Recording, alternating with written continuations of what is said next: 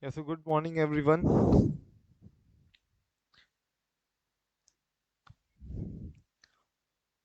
We'll start with essay 550.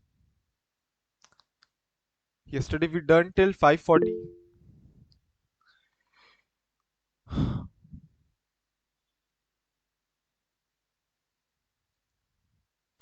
So in essay 550, I'll be mostly telling you to go through the questions which I've given you in the last.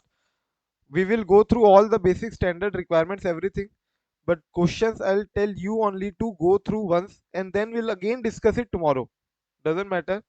But all these questions I want you to go through the same. This November 18 question, May 22 question, MTP August 18, right? So all these last four questions, I'll want you to go through the same and then we can discuss it. So we'll start with essay 550, and to start with, this essay relates to related parties. So any transaction that you do with related parties, then what assessment as an auditor have to do, because of certain specific risk. For example, risk of fraud can happen, right? So it's a transaction with related party, right? So related party transaction generally tends to be manipulated or could be manipulated, and therefore auditor has to specifically consider certain points while assessing the risk of material misstatement, risk of fraud. And therefore they say that this asset deals with auditors responsibilities regarding related party relationship transaction, which we'll call it as now as RPRT, related party relationship transaction, when performing an audit of FS. So now first of all, what do you mean by related party in as per SA 550? So SA 550 simply says that related party will be related party which is defined in the applicable FRF. So example, AS18 defines related party, right? AS18 defines related party. So it says that related party will be then whatever the applicable FRF defines. So, or in the Indian context, it will be what AS18 issued by ICI will be applicable for the purpose of this standard on audit. However, if applicable FRF establishes minimal or no related party requirements, that means what requirement with respect to related party, what all disclosure you might have to take. So AS18 requires you to disclose very much detail regarding whenever you conduct a transaction with related party. Same goes with India's 23 related party transactions. So if the applicable FRF do not require you for those details, disclosure requirement, transaction details to be in arm's length transaction, checking upon those things, and any other sort of requirement, if the applicable FRF does not require so, then we will only be simply conducting these all entities as related party. As per SA 550, it says that if applicable FRF does not require you to account for related party transaction or does not contain any provision with respect to RPT or RPRT, then these all parties will be the related party. So what the first point says is a person or other entity that has control or significant influence directly or indirectly. So suppose entity B is there and now entity A is holding company, that means entity A has control over entity B. Entity A has control over entity B, then entity A will be related party for entity B. That means sir any person, screen Screen freeze full हो sir. गई है yeah. So I was explaining point A. Point A says that any entity which has control over your other entity, any entity. Yeah, so point A was saying that a person or other entity which has control or significant influence will be what? Considering associate relationship. Considering what? Associate relationship, even 20% or more. If you say in terms of, if you say in terms of shareholding, and similarly control will be 50% or more than 50% if you say in shareholding. Similarly, it says that indirectly, suppose entity A is already the holding company of entity B. Now, suppose entity is held by another company, entity Z. Then Z will also be related party. Directly or indirectly doesn't matter. Any person having control over you will be your related party. Any person having control over you will be your related party. Similarly, I can say if entity B is holding any other company, or you can simply take any new example, entity X, it is being holding any other company entity Y, then entity X will also be related party. That means any person having control over other, that person will also be related party, and any other another entity here will be what? Entity X, and entity Y is holding this entity X. That means entity Y is controlling entity X. Then any entity who is having control over you will also be a related party. The first point is when someone is having control over me, and the second point is when I am having control over some other person, then that person will also be my related party, and the person having control over me will also be my related party. So another entity over which the reporting entity has control, that means me, any entity in which I have a control, and in which I have a control, then that entity and me will also be a related party. Doesn't matter directly or indirectly through one or more intermediaries. So any intermediary in between, that also won't be counting, but the control will be there. And similarly, any another entity that is under common control, which you might have gone through in India's 23 common control, that means what? Entity A is there, then entity B is entity C are the subsidiaries of entity A. Or you can say entity is holding entity B and entity A is also holding entity C. Then B and C will also be the related parties. B and C will also be your related parties. So another entity that is under common control. Common control, that means they are both under the control of A, and A is common control with the reporting entity having common control ownership, owners who are close family members or common key management. However, entities that are under common control by a state. Now this is an exception. This is an exception where A is a government or is a state. That means government, you can say. Then in that case, B and C won't be considered as related party. Why? Because there will be so many government companies in which government will be having their stake, subsidiaries, subsidiaries of government, right? Government company. So government company, there will be so many government company. Now all the government company can't be related parties of each other, right? Just because of the fact that they are being held by same government or same person, because just because of the fact that they are being held by central government. So it doesn't matter.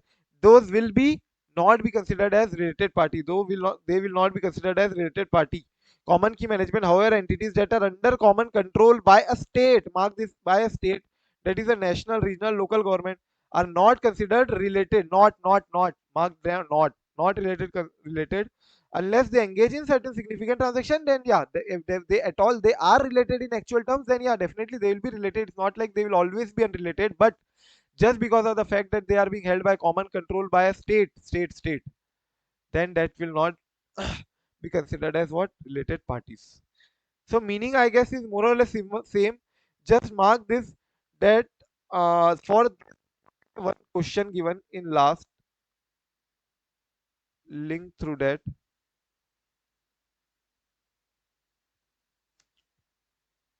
Yeah, November 18, this second question, last third question, you can say. November 18 question 1 is 5 marks, page number 78. So page 78, link with that page 78 question, November 18 one. There what happens that although they are being held by state government only, so they won't be considered a related party, although there is significant disclosure requirement which is mandated by Index 24. Sorry if I spoke Index 23 before, but a related party Index 24 is there, and they have given specifically that there might be a case where you are under common control by state. However, there are certain disclosure requirement which you have to comply, and that you will go through once, and then we can discuss tomorrow. Now come to audit procedure. So as an auditor, we are here in the related party relationship transaction standard. We are here to obtain an understanding to recognize fraud risk factor, because I told you why. Related party relationships, related party transactions will definitely be calling for fraud risk factors. Similarly, to conclude whether financial statement, in so far as they are affected by those relationships and transaction, achieve true and fair presentation or not, and that the transaction are not misleading, the disclosures are not misleading, the financial statements are not misleading. And if I talk about specific procedures, so specifically we are here to identify, assess, and respond to the risk of material misstatement owing to related party, right? Owing to related party. Similarly, evaluate whether identified related party relationships and transaction have been appropriately accounted for and appropriately disclosed, right? So as I told you just now, we discussed about that there is one disclosure requirement in Index 24 as well as AS 18 may be hogi. There will be also disclosure requirement in AS 18, Index 24. So they are saying that yeah, definitely you will have to check upon those things as well, that whether the disclosures are properly made, appropriately accounted for all the related party transaction relationships, right, and disclosed as per accordingly according to applicable FRF. And written representation should be obtained with respect to such disclosure and with respect to such accounting for related party relationships and transaction. So not that much relevant till now. Whatever we have learned is not that important, except for the fact that yeah, related party definition. So they said that applicable FRF will only define the RPRT. In case they do not, or in case they do not contain provision with respect to requirements of RPRT, then you will simply, as per SA 550, deem your controlling entity as your related party. The entity to whom you are controlling, that will also be your related party. And the third one is, when I am under a common control, then that I'll be held as related party of that subsidiary also, which is under the same control entity, right? And lastly, they said that common entity control, common key management. However, common control by state is excluded. Common control by state is excluded. That means they won't be considered as related party. That much is important. Rather, audit procedure is same. It's just telling you the objective of the standard, or what we are actually going to perform in this standard SA 550. Now we'll start with risk assessment procedures and related parties. Now, according to which standard do we perform risk assessment procedure? Yeah, SA 315, right? Basis which standard do we perform risk assessment procedure? Basis 315. And similarly, if you have to identify in there risk of fraud as well, fraud risk assessment, then we have to also take into account SA 240, right? So that is what they are saying, that SA 315 and SA 250 will require engagement team to discuss on certain specific matters when they consider related party relationships and transactions. So SA 315 and SA 240 specifically requires the engagement team already. Already in there if you will find SA 315 and SA 250 requires the engagement team directly to discuss with discuss with each other the related party relationships or transactions. Now, auditor, as an auditor, we are to inquire the management regarding identity of the related party, and any changes are there from the past prior period. From the prior period, is there any changes from the related party? Similarly, nature of relationship between entity and related party. Nature of relationship. What is the kind of nature relationship? Whether is a director, then director will, the nature of relationship will be employee, right? Or if he's a you can say CFO, then it will be what relationship will be key managerial person, or it could be any other relative. So it has to be there that nature of relationship should be identified of related parties in actual, and what are the divisions from the prior period. Similarly, type of transaction and purpose of transaction with the related party. RPRT ke purpose and types of RPRTs, types and purpose of RPRTs. You can also say of RPRTs, related party relationships and transaction. Then accordingly you will perform as per SA 315 all the related party risk assessment procedure, and accordingly identify, account, authorize, approve, authorize the transactions or arrangements with the related party, or transactions or arrangement outside the normal course of business. So understanding the entities, RPRT is nothing but kind of a procedure RAP that you will carry out, and they specifically said that 315 240 specifically starts with that only, that they will tell you. The tell you means what? Tell the engagement team to discuss among themselves whenever there is an RPRT. Whenever there is an RPRT. However, auditor has to inquire with the management, right, and also identify the entity which are right now but not there earlier, or which were there in the previous prior period, but right now they are not showing it as related parties. So identify those related parties, changes in related parties, nature and types of the transactions with the RPRTs, type of transaction, purpose of transaction with RPRTs, right? And then also appropriately you have to perform risk assessment procedure to obtain understanding whether management have established controls or not with respect to identification, accounting, and disclosure of related party. These three are the basic, right? Identifying the RPRT, then also see for what accounting you have to carry out, and then disclose the related party relationships and transactions. Correct. Now come maintaining alertness for RPRT related party relation information when reviewing the records and documents. It says that auditor has to remain alert throughout the inspection of the records and documents. Whenever he is recording, whenever he is inspecting any sort of records document, he has to remain alert that okay, this is transaction done with this person. This person, do I recall him? Do I recall any person with respect to with that I am aware of that this person is also reflected in the financial statement. This person is also reflected in other reports like AOC. Right. So could be the case whenever you are inspecting all the records and documents, you have to be wary about the related party relationships or any other sort of information with respect to related parties, specifically with respect to what arrangement information indicating existence of RPRTs, existence of related party relationships or transaction, any sort of arrangements is there any other sort of arrangement information which indicate that yeah there is existence, there is in existence or RPRTs and not previously identified relationships and related parties which were not done, which were not identified previously, but this year they have done it. And then auditor identify significant transaction outside entities normal course of business. For that you have to inquire with the management. It's simple, just that we are going through the standard, but here it's not like you have to mug up all the points, rather just have an understanding. Till now it's not like those answer those questions that can come from here. The questions that can come are given below 4 5 questions, right? And also I'll tell you, like the question just after this is an important question, so we'll try to learn this. But till now we are just going through the same to get a flow, to get a flow. And the third one is with respect to risk assessment procedure, where you have to also identify what fraud risk factors. Do you remember fraud risk factor as a 240? Fraud risk factor could be there. So fraud risk factor, particularly with respect to RPRTs, is when there is a domination by management. So why do you think the management might be dominating? Because he might be related party, right? He might be related party, or it could be where a single person company could be there, single person or small group of person without compensating controls. Now that's a fraud risk factor. Domination. It's a fraud risk factor. So how do you identify that there is a domination? How do you identify? How do you get an indication of dominant influence? How do you get an indication of dominant influence? So suppose related party has vetoed significant business transaction. That means veto power is there with related party. Veto power is there with related party, then definitely no need of us for discussing, right?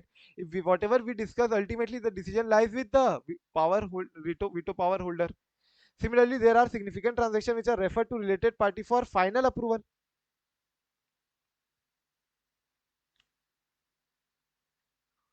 For final approval, significant transactions are referred to related party for final approval. That means whenever whatever we discuss, but that doesn't matter. Ultimately, final approval will be done by the related party. That means what, he has a dominant influence. Na?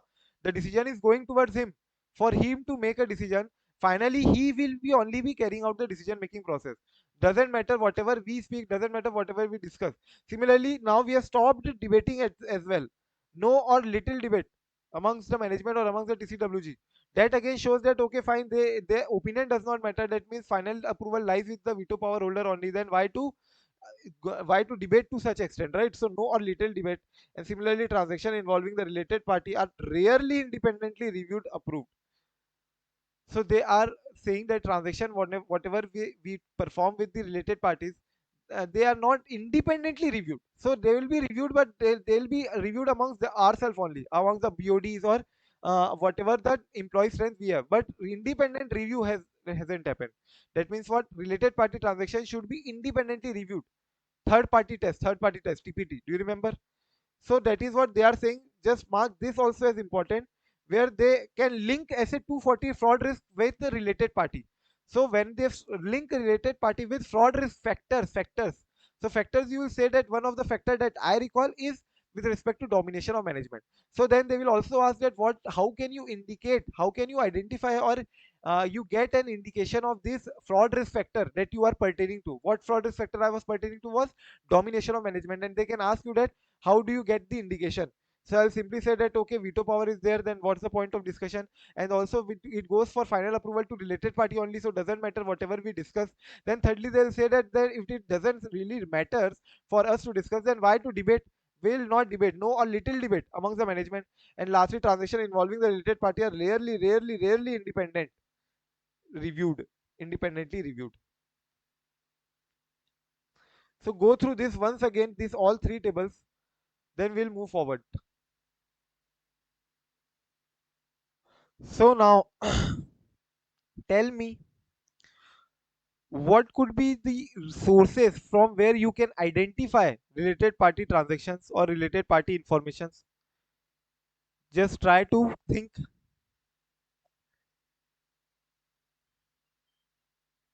The more pressure you give now, the more it will help you to retain for long. So first time the pressure has to be there. Think, think, think.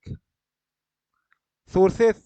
How can you identify related party relationships or regarding any sort of information with respect to related parties?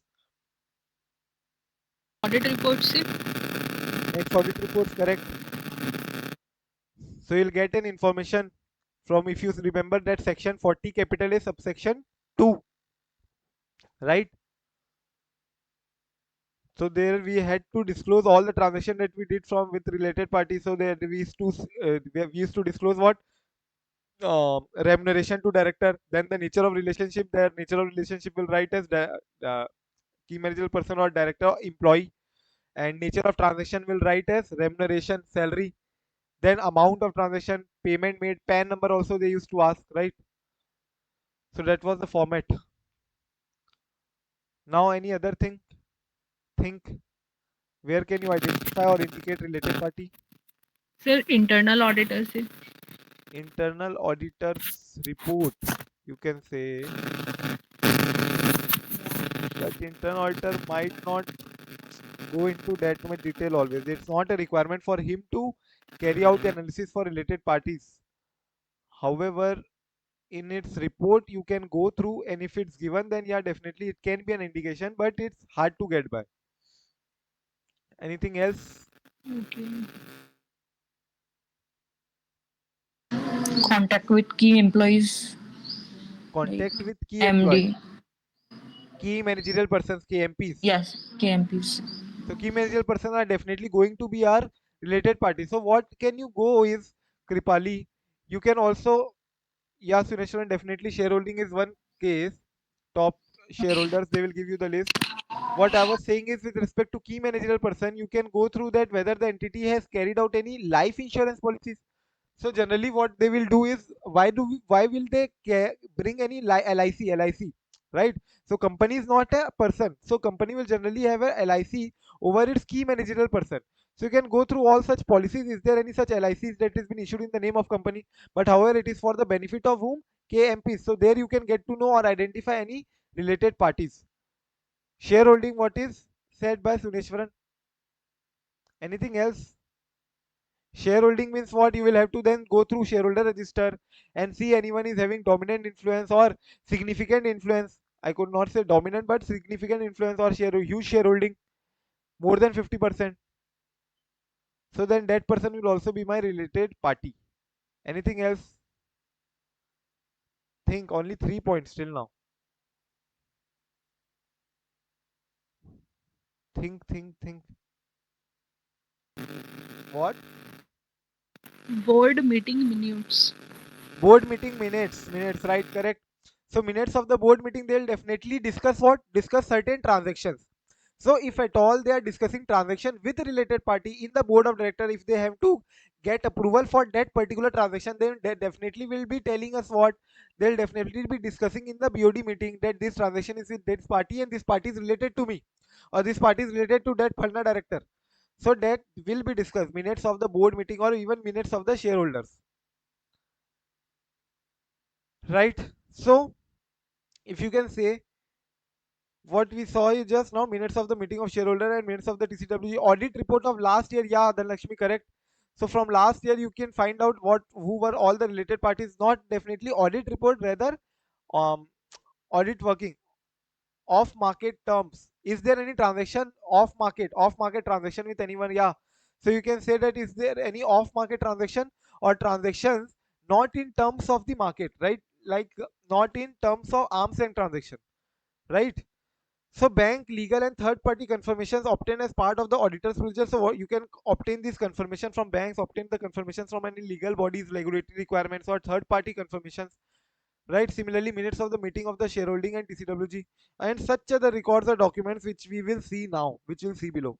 Like example, income tax return in ITR 6, I definitely remember. There you will be showing in the income tax return the related party with respect to companies ITR 6. However, I'm not aware about other ITRs. I don't specifically recall that related party transaction has to be disclosed in the ITRs, but yeah, in ITR 6 there was that thing. And then information supplied by the entity to regulatory authorities, then that also will be your source of identification of related party, right? If regulatory authorities, we have to disclose certain points to them, because many a times there could be scrutiny cases, income tax might be asking the related parties details of related party, what all details are there with this particular transaction. They can ask you even the details regarding this transaction and with whom the transaction is made, and whether the person that whom with whom the transaction is being made is your related party or not. So any sort of information that then you are supplying to the regulatory authorities or legal authorities. Then shareholder register, what was being said by whom? I think Suneshwaran. So shareholding you can see through shareholder register.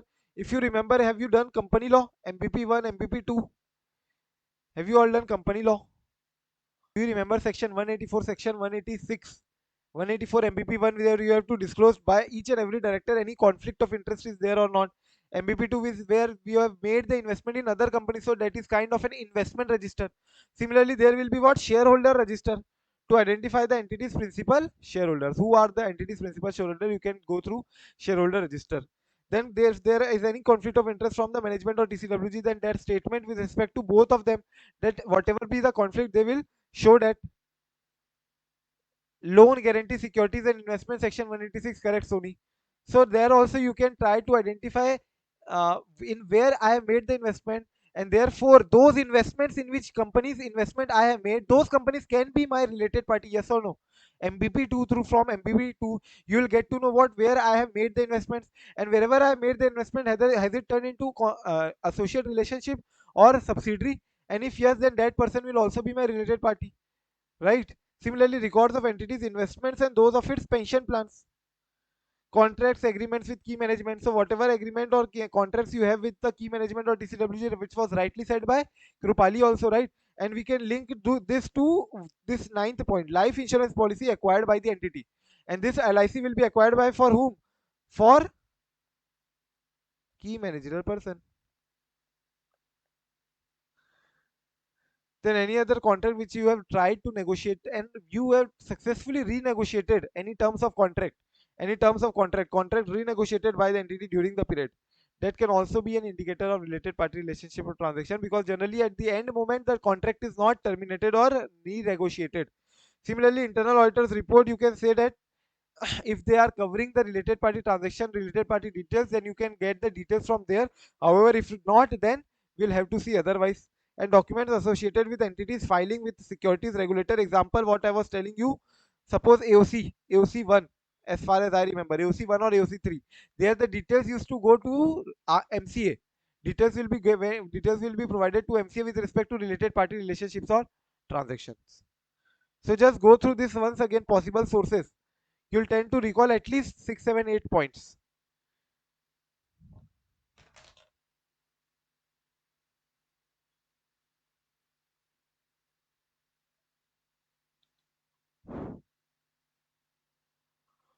So now come to responses to assess risk. Now that we have identified and carried out the related party relationships or transaction regarding that risk assessment procedures. So now after identification of the risk, it's time to now what again do what? Response to assess risk. So the first point is, in case of identification of unidentified or undisclosed RPRT, very, very, very, very important.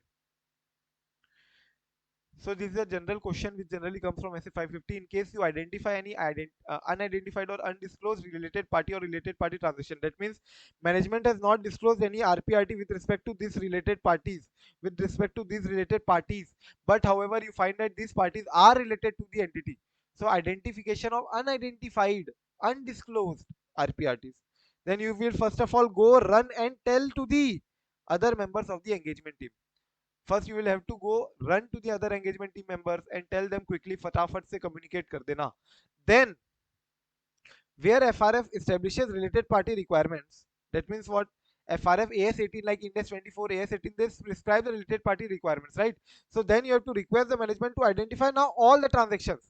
So we'll check upon the management and tell them, now since these are transactions, these are left, we want to identify all the transactions. So you will be carrying out detailed analysis on in all the transaction. Is there any other transaction with respect to which there are related parties? So request the management to identify all the transactions with the newly identified related parties. Then inquire any reason for why do they fail to communicate the same in the financial statement regarding these related party where I have find now. So if I would not have find, then that would have gone right. So inquire reasons for failure of entities control to identify or disclose related party relationships and transactions. And then thirdly, perform the appropriate substantive audit procedures relating to newly identified RPRTs or significant RPRTs. So then you will also have to perform SAP. SAP have to perform, right? Why? Because we are responding, na? We are responding to assessed risk. So further audit procedure have to be performed responding to assessed risk. Further audit procedures, and then reconsider the risk that other RPRTs could also be there which are still not disclosed. So rightly said that if we have find 40 new transaction with which entity is carrying out related party relationships or transaction, then there could be other few cases as well, right? Other cases where still there are could be cases where we are not able to find the related party relationships or transaction with many other transactions. So that could be one more point for you to reconsider the risk. And lastly, if non-disclosure by management appears to be intentional, then you have to see that why is it so, and why do you think are the implement implications for to the audit. So the implementation implications could be, now that the written representation could become unreliable, right or not? If you have identified or non-disclosure by the management, you feel that appears management has done it intentionally they have not disclosed the related party relationships or transaction. So now you will create any doubt with respect to WRL, right? Similarly, you will create doubt about integrity, ethical responsibility of the entity. So that is what they are saying, evaluate the implications for audit. So go through this answer once again for 2 minutes, because this is very important, I don't want to miss it. It's very simple also. You have to first of all communicate, go and run to the engagement team members and communicate with them. Then FRF establishes, then you'll have to request the management to identify all the transaction. If management has not identified and you got to know certain transaction with respect to which entity is related party, then in that particular case also you'll have to inquire reasons that why they were not being earlier identified, why they have not been earlier identified. And thirdly, you will have to perform substantive audit procedures appropriately and identify any related party significant related party transactions. And then once you have done this, now you'll have to consider the risk of material misstatement, romam you'll have to consider, because romam might increase now. Romam might increase now because related parties were not disclosed by the entity, few of the related parties. And suppose if non-disclosure by management if suppose non-disclosure by management appears to be intentional, then evaluate the implications for audit. So good morning, Arnab. Welcome. Sorry, sir.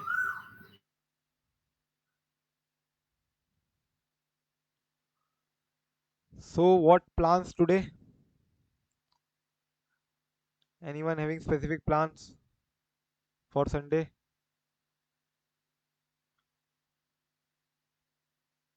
Sleep.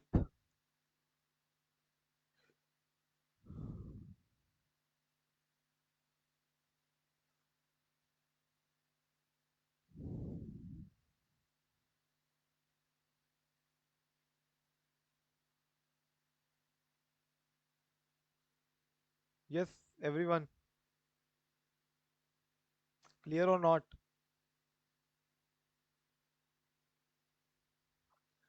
Now come to identification of significant RPTs, which is outside the normal course of business of the entity. That means what?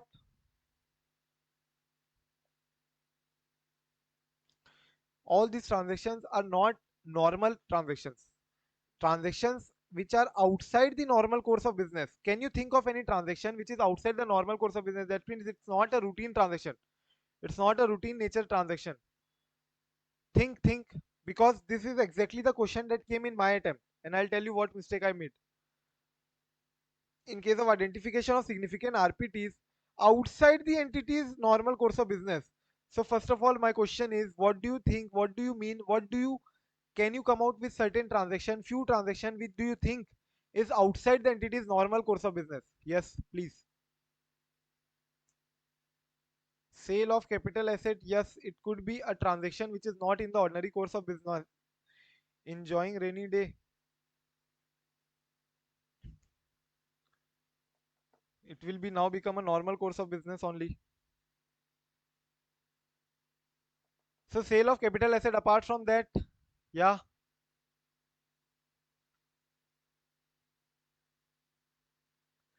guarantee. Guarantee, okay, fine. So in my attempt, I'll tell you what question came actually. So let's just try to first of all see what are the examples of transaction which is outside the entity's normal course of business. So suppose you are entering into complex equity transactions such as corporate restructuring, mergers, acquisition, amalgamation. Then these are not the normal course of ordinary course of business transactions, right? Similarly, transaction with offshore entities in jurisdiction with weak corporate laws. Example, you are making the transaction with Malaysia and then Indonesia and then Dubai, so as to avoid any taxes or avoid any kind of duties, levies or penalties, whatever be the case. But you are doing the transaction with the offshore entities in order because of they are having weak corporate laws. Similarly, leasing of premises if no consideration is exchanged. Now they are saying that you have leased certain and premises to the entity where specifically no consideration was involved. No consideration was involved. Example, me as a director, I let the company use my land. I let company use my land without any consideration. Then that is also a transaction which is not in the ordinary course of business, right? Which is it's not an arm's length transaction also, right? So it's no consideration transaction will always be your what, not in the ordinary course of business. Then similarly, sales transaction with unusually large discount or returns. Now suddenly you started giving large discount. You generally used to give 5% discount, but to this person you gave 25% discount. Now that shows that it could be a related party transaction, and it is also in the not in the ordinary course of business. Ordinarily, why, how much discount you were providing? 5%. But this is not the ordinary course of business where you are providing discount of 25%. Similarly, transaction with circular arrangement. Example, if I give you certain asset, I sell you certain asset, and I'll tell you that okay, this asset is callable by me. Callable by me means what? I can purchase it with you anytime after 6 months. After 6 months, I can purchase it back from you with this much minimum price. I will cap the minimum price, however, but that can be a transaction where it is a circular arrangement. What I'm trying to do is I'm trying to transfer the ownership of the asset and thereby ultimately again using the asset. Ultimately, again, I'll want to use the asset, but however, I'm trying to first of all do what I'll enter into certain arrangement, circular arrangement where I will sell the asset to you and you will give it back to me on lease. You will give it back to me on lease. Thereby you are trying to manipulates, and that is what they are saying. Transaction with circular arrangement. Example, sales with commitment to repurchase, and transaction under contract whose terms are changed before expiry. So terms got changed before the expiry of the transaction. Then that is also what entities outside the entity's normal course of business. Now just see the example question that came, November 2020 question. Guide Mr. X with examples of such transaction and to understand the nature of significant transaction outside the entity's normal course of business. That means that you will write this answer. This answer I was not even aware about in during my attempt. So I wrote this answer, and definitely I would have gone 0 marks for that question. They are saying that what all audit procedure you will perform now when you have identified any related party transaction which is not in the ordinary course of business, outside the ordinary course of business. Then what will you do? So that will be covered here. However, if they ask you examples, then that is this.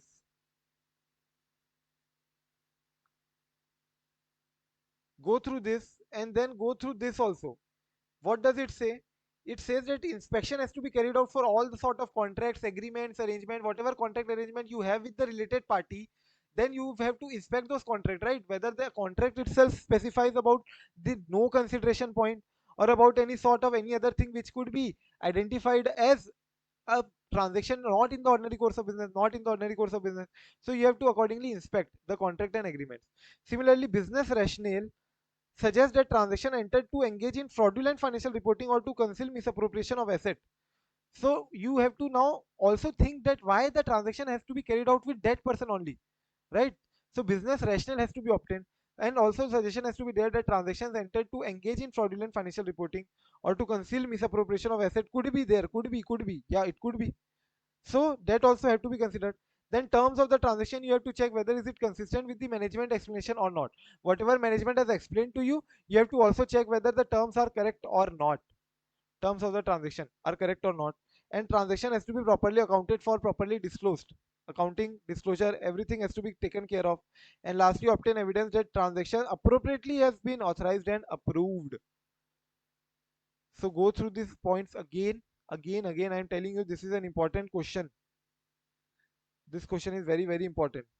But also try to make a different from November 2020 question. So there they have specifically asked for examples, and here they have asked you certain regarding procedures as well. And then go through this. This is your homework.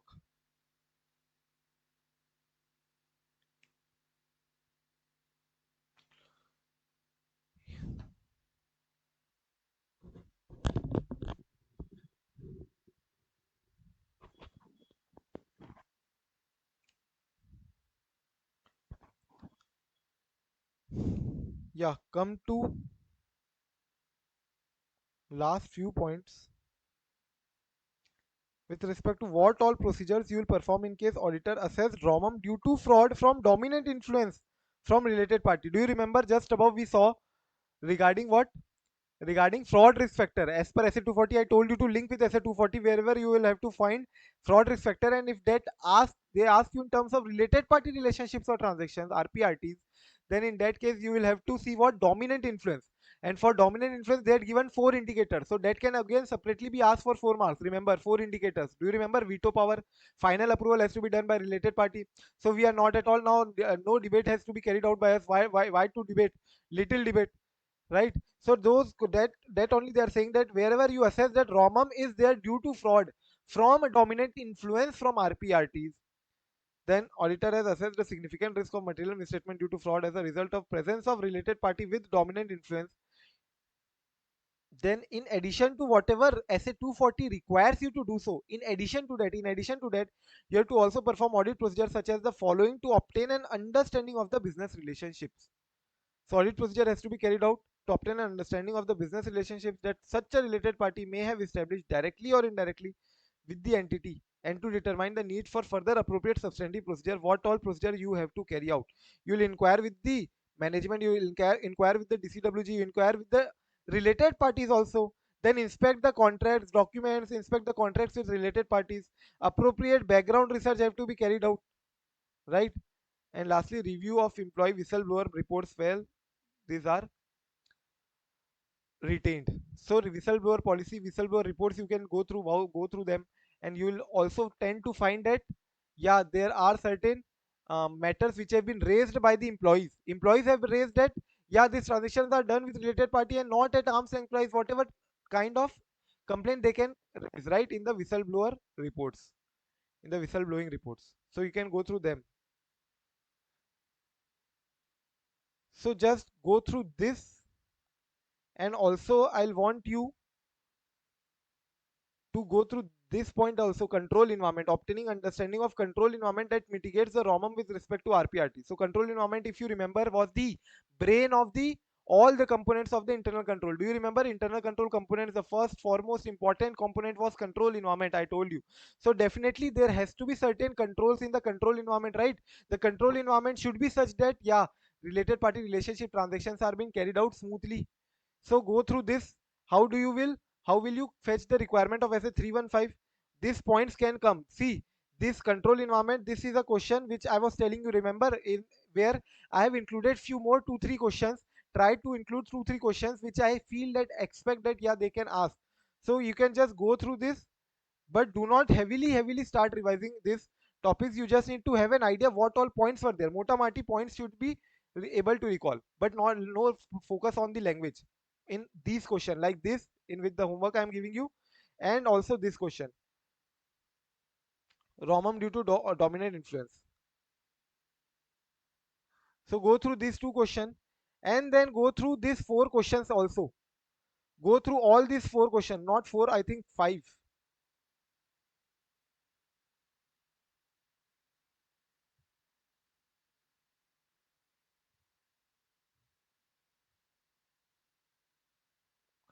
Go through these all these five questions. One,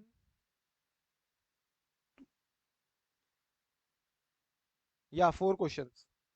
Go through these four questions right now, no homework, and go through those 2 points also. You have around half hour, 9:20, 9:30 till 9:30. ठीक है? Go through this and we'll meet at 9:30 now. So resend the soft copy of notes. Yeah, yeah, sending right.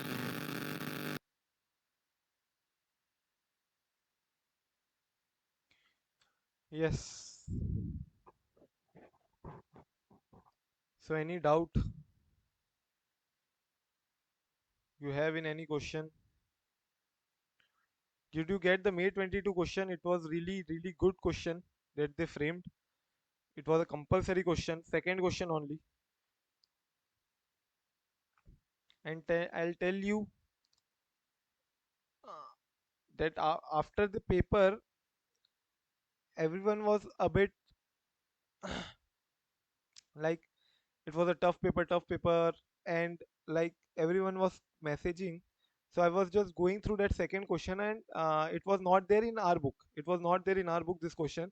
In fact, it was not there in any of the book as well, because this is a very, very deep question which they framed. If you can see that they framed from the last point, transaction between the entity and the known business partner of key member of the management could be arranged to facilitate misappropriation of the assets, right?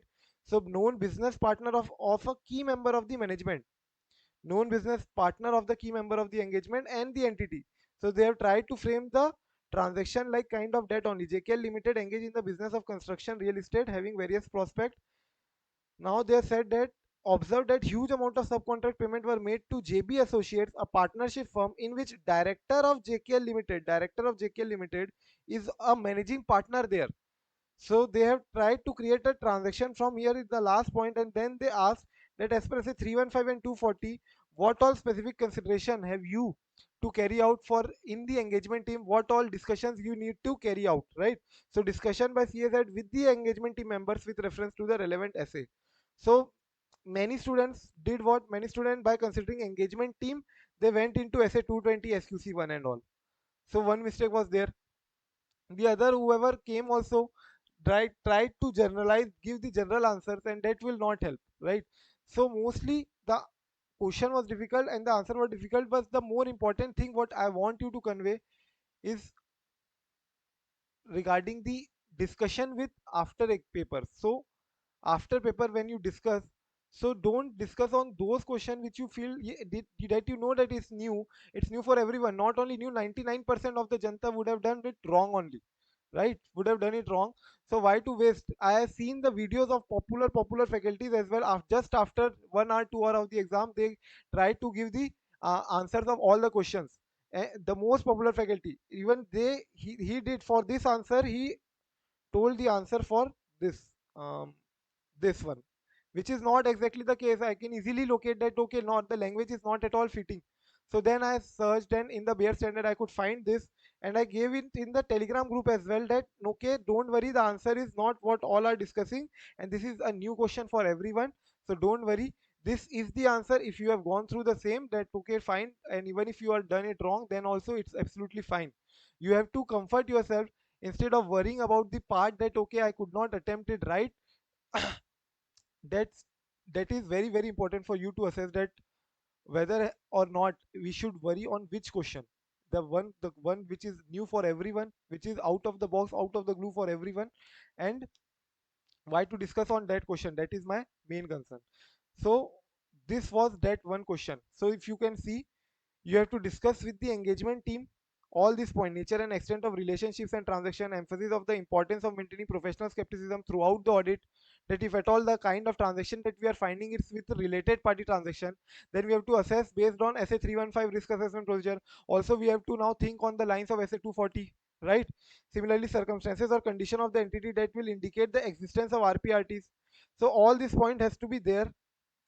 Just go through them. I hope you have gone through. Any doubt in this question, in May 22 question?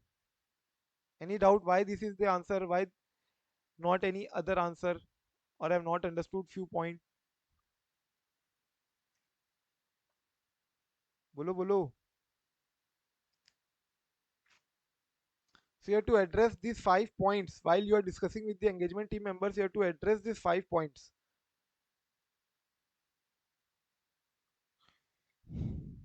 Any question, any doubt, yes or no? Everything clear? So everything is clear, then we can move to straight away from SA 550 to SA 560 then. Our target is to complete SA 500 series, and SA 560 and 570 are big. Specifically SA 570. SA 550 is also big. 540, 550 and 570. These three standards are very, very big. So whenever you pick up SA 500 series, try to go through these three standards first, because these are also important standards. Specifically SA 570. Very, very important standard. So 570, 540 and 550. Even 530 is also a bit big. So 500 series is very, very important for final, CA final, and you should definitely expect two questions from 500 series. You can expect two questions. So now come to SA 560. Everyone is clear. I believe everyone is clear. I'll be giving questions from here only, these four questions. So I expect the question coming straight away from these four questions only. Four questions, whatever you will see in your attempt as well. Now come to SA 560 subsequent event. Subsequent event. What do you mean by subsequent event, everyone? Events after the balance sheet date, right? Correct. So events after the balance sheet date, we can then classify it again further into three parts. So this is my balance sheet date. This is my balance sheet dates. So subsequent event can be events occurring between the date of the financial statement and the date of auditor's report. This is my auditor reports date, and this is my audited financial statement issuance date. So they are saying that subsequent event could be, one could be between this, that is between the date of financial statement and between the date of auditor's report, if the event is happening between these two dates. However, there could also be a case where it happened after the date of auditor's report but before annual report or financial statements or audit report is issued to the public. So it could also be the case where auditor report is being done, auditor has reported, has put his date, signed, sealed, everything, but now a new event has come up, but it is before the audit report has been published or annual report is issued, and audited financial statement is issued before that. And one will be after this, one will be after the audited financial statement is issued. Now there is subsequent event, now there is certain events after the audited financial statement is being issued. So you can see date of the financial statement, date of auditor report, they have given this everything. It's very, very basic. You can go through this. Let's directly come to subsequent events. We have classified, I told you, in three parts, right? So one is event occurring between the date of financial statement and between the date of auditor report. The first case, this one, case number one, right? And then after the auditor, after the date of auditor's report, but before financial statements are issued. And then lastly, after the financial statement is issued, after the financial statements have been issued. Clear? So let's just see one by one each case. Let's just try to see one by one every case. So events occurring between the date of financial statement and date of auditor's report, you as an auditor will do what? Do you remember events occurring after the balance sheet date? This can be either adjusting event or it could be non-adjusting event. Do you remember adjusting and non-adjusting event? What do you mean?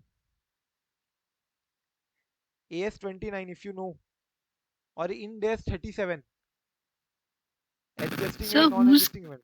Yeah, whose adjusting events are whose conditions are exist on the balance sheet date.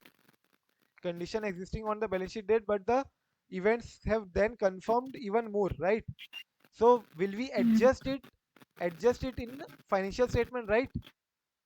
Yes. Just in the financial statement as if changing in the financial statements. What are the non-adjusting event then? Other than adjusting event which we will not adjust in the financial statement. However, will you do the disclosure regarding the same for non-adjusting events? Yes, sir. Right? So disclosure has to be carried out in the case of subsequent event which are non-adjusting if they are material in nature. So that is what they are trying. Will have to first assess. We will have to obtain sufficient appropriate audit evidence to ensure, first of all, that events which require adjustments or disclosures in the financial statements has been identified or not. That means what? We have identified subsequent events or not. Identification of subsequent event has been done or not. We have to obtain SAI, that whether we have obtained sufficient, whether we have obtained all the events occurring after the balance sheet date, whether these events could be adjusting or non-adjusting. Adjusting card adjustment has to be carried out, and for non-adjusting, any disclosure has to be done, right? And then when determining the NTE of audit procedure, we shall what do? We shall obtain an understanding of the procedure through which management has identified subsequent event. So we will ask the management that how are you identifying those subsequent event? Please let us know your process. We will walk through the process and then accordingly determine how correct are you and assessing and identifying any understanding regarding subsequent events. Then inquire also amongst them regarding subsequent events which affect the financial statement. So suppose you got to know about certain specific subsequent event, and then you got to know that yeah, this can affect the financial statement, then you should inquire with the management as to any occurrence, and then minutes of the management should be read by you, because you will get to know what all points have been discussed in the minutes of the meeting, have been discussed in the meetings of the management, right? Entity's latest subsequent interim financial statement you can read, because suppose if you are carrying out the audit in suppose August month, so April to June you can ask for interim financial statement from the entity. They will provide it to you as an auditor. You can go through them again and then accordingly determine whether is there any subsequent event which we need to grab from the subsequent interim financial statement. Similarly, if the auditor has identified events that require adjustment or disclosure in the financial statement, the auditor should determine whether each and such subsequent event is appropriately reflected in the financial statement or not. Appropriately reflected in the financial statement or not. Auditor should determine whether every event which we have identified as subsequent event which requires adjustment or which require disclosures, they have been properly reflected in the financial statement or not. Properly reflected means what? Either they will be adjusted or they will be disclosed, right? And lastly, you will obtain written representation that all the events occurring subsequent to the financial statement date, or the adjusting events or the non-adjusting event, have been adjusted or disclosed appropriately. This declaration you will obtain from the management. Written representation, please obtain from the management. Last again, let's just revise again. What does it say? First of all, it says that okay, fine, you will have to obtain SAI. That have you all considered all the events or conditions that are after the financial statement date? After the financial statement date, that means what? These are subsequent event, and subsequent event could be either adjusting event or non-adjusting event. Then we will have to determine the nature and the extent of the audit procedure that need to be carried out, particularly with respect to understanding of the transactions, understanding of this procedures which the management has identified the subsequent event. How are they identifying? How are they identifying the subsequent event? We have to go through the understanding of that process, how the management is identifying the subsequent event. Then inquire with the management regarding occurrence of any such event which will affect the financial statement, right? Which will affect the financial statement. Similarly, read the minutes of the meeting of the boards, and then read the interim financial statement. Reading say 2 points. What? Minutes of the meeting of the boards, and reading the interim financial statement. And lastly, also you have to identify any events. If at all you have been aware about certain events, then you will also check whether these have been properly adequately disclosed and adjusted or not, and also obtain the written representation from the management for the same. So again, let's just try to recall again. We understood the in the procedure we got the understanding of the procedures, that how the management is identifying, the events. And then we inquired with the management regarding any such subsequent event which affect the financial statement, which can have the impact on the financial statement. Then there were 2 points with respect to reading of interim financial statement and reading the minutes of the meeting, right? And lastly, latest subsequent interim financial statement. After that, we'll also go through the events or condition which require adjustment or not, and if at all they require adjustment or disclosure, whether the same adjustment and disclosure have been carried out or not appropriately. Clear? Anyone in the first point? Any doubt? It's very simple only, right? After the balance sheet date, so you'll just have to determine whether is it adjusting or non-adjusting, get the understanding how management is identifying all the subsequent event, and also see whether the subsequent event has an impact on the financial statement. And then reading say 2 points, and lastly written representation le lena, right? Yes or no?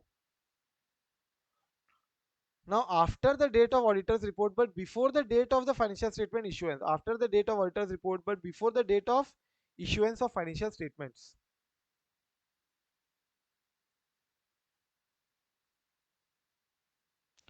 So you'll find that mostly motamati, the points are same. However, we'll see certain difference. So what do you think? After you have carried out the audit, you have put your date also, audit report has been finalized, everything. Audit is done away. Auditor report is being done also. So, what do you think? Are you obliged to carry out any new subsequent audit procedure after the auditing has been done? Because that you are now become aware about certain subsequent event, what do you think? Will you be required to perform any subsequent audit procedure? No, no, everyone is saying no. So, just remember, you all are correct. You will not be obliged to carry out any audit procedure regarding the financial statement after the date of auditor report. However, you will be required in one case, exception. Iska exception is if you would have become known about this information earlier before the date of auditor report, and that would have caused you to give a different audit report. Different audit report means what? In this case, suppose you have given unqualified opinion, but had you been known this point earlier, then you would have given modified opinion, or you would have given emphasis of matter para, or you would have given other matter para. Getting this? So in that case where your audit report is getting changed because of the new information that you just become aware about, now that you think that had I known this earlier, I would have definitely given a different audit opinion, different audit report. In that case, you have to carry out procedure with respect to that subsequent event also. In that case, you have to carry out the procedure with respect to that subsequent also. However, if a fact becomes known to the auditor, had it been known at the date of the auditor report, that means before the date of audit report, that would have caused the auditor to amend the audit report. That means to change the audit report. That means to change the audit opinion. That means he would have given unqualified, but now had it been known earlier, he would have given qualified. In that case, what will you do? In that case, what will you do? Again, same point. Discuss the matter with management. So you have to discuss the matter with management and appropriately determine whether are you going to amend the financial statement or not. So ask the management clearly, straightforward, this is a subsequent event, we want you to amend the financial statement because this requires the amendment in the FS. Are you going to amend the financial statement or not? And inquire how management intends to address the matter in their financial statement. Management se inquiry karo that whether they are willing to amend the financial statement. If yes, why? If yes, then okay, fine. If no, then why?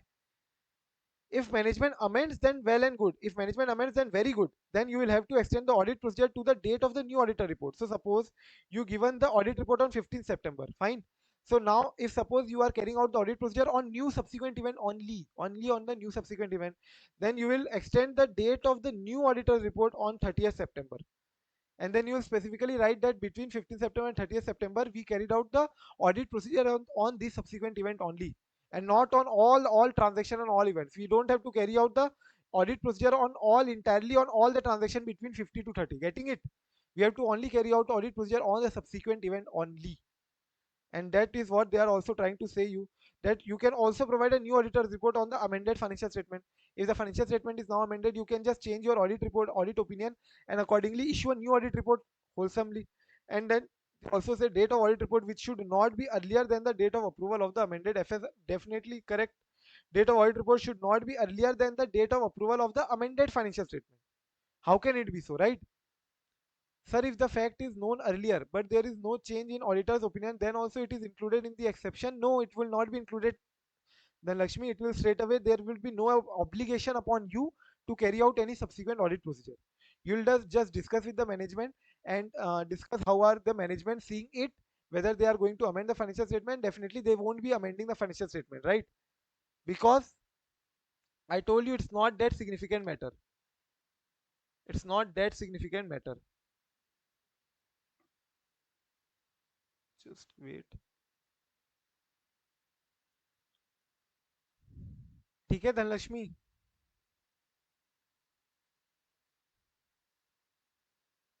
We are saying here that after the date of auditor report, Sir, you are on mute.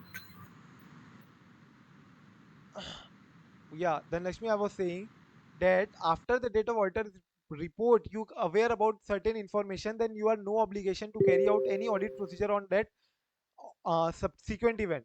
However, if it is affecting your audit opinion, if it affecting your audit report, if it is affecting your audit opinion or audit report, then only the subsequent points is there. Then only all these points will have to see.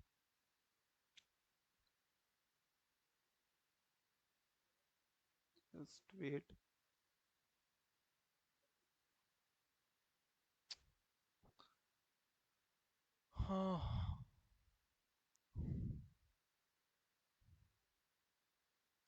So what was I saying? Let's just quickly revise again. Yeah, so facts which become known to the auditor after the date of audit report but before the date of financial statement being issued, right? So financial statement till now not issued, but you become aware about any subsequent event, so you are not obliged to carry out any audit procedure on that subsequent event. However, if you find that because of that subsequent event, it would have caused you to issue a different opinion or different audit report, had it been known earlier before the date of auditor's report, then in that case you will discuss the matter with the management, determine whether the financial statement need amendment or not, and accordingly also inquire with the management that if they are going to amend the financial statement or not. If you determined that yes, financial statement needs amendment and management also amends the financial statement, then very good, you will just do what, extend the date of audit report to the new audit procedure date, extend the date of audit report either to the new audit report date, or you can simply do what, provide a new auditor's report directly. Overall you can provide a new auditor's report on the amended financial statement, and date of audit report which should not be earlier than the date of approved amended financial statement. Definitely amended jab tak nahi hoga, till the time financial statements are not amended, how can we issue our audit report? Similarly, it says that when law or regulation or FRF does not prohibit management from restricting the amendment of financial statement to the effect of subsequent events, auditor is permitted to restrict the audit procedures on subsequent events to that amendment. In such a case, auditor will do following. What does this say? Point number D. Can you please tell me? Read again and explain. Read again once again. When law, regulation, or FRF does not prohibit management from restricting the amendment of FS to the effect of subsequent events, auditor is permitted to restrict the audit procedure on subsequent events through that amendment. In such case, auditor will either amend the audit report to include an additional date, or it will issue a new or amended audit report that includes EOM OMP that conveys that auditor's procedure on subsequent event are restricted. Yeah, anyone?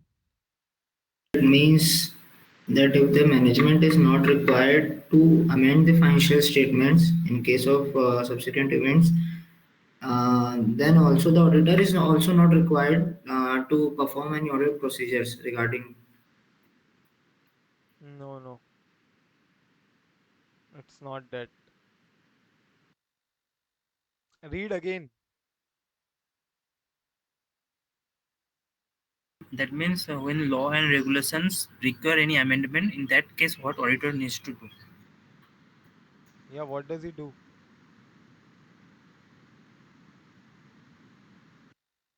Law, regulation, or FRF does not prohibit the management from restricting the amendment of FS. Yes, Dhanlakshmi say.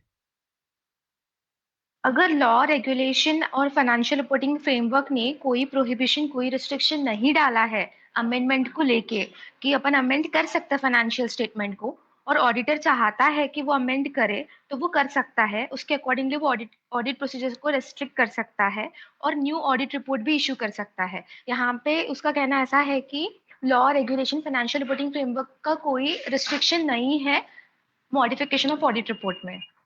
तो अपन भी amend कर सकते हैं as auditor.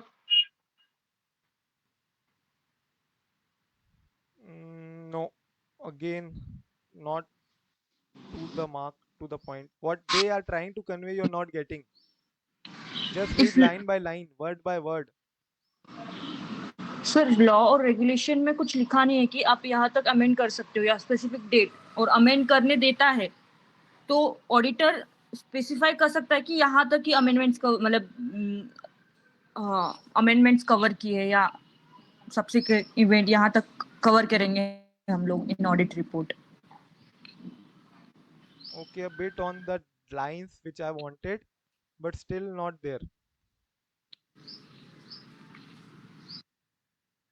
See, it's very simple.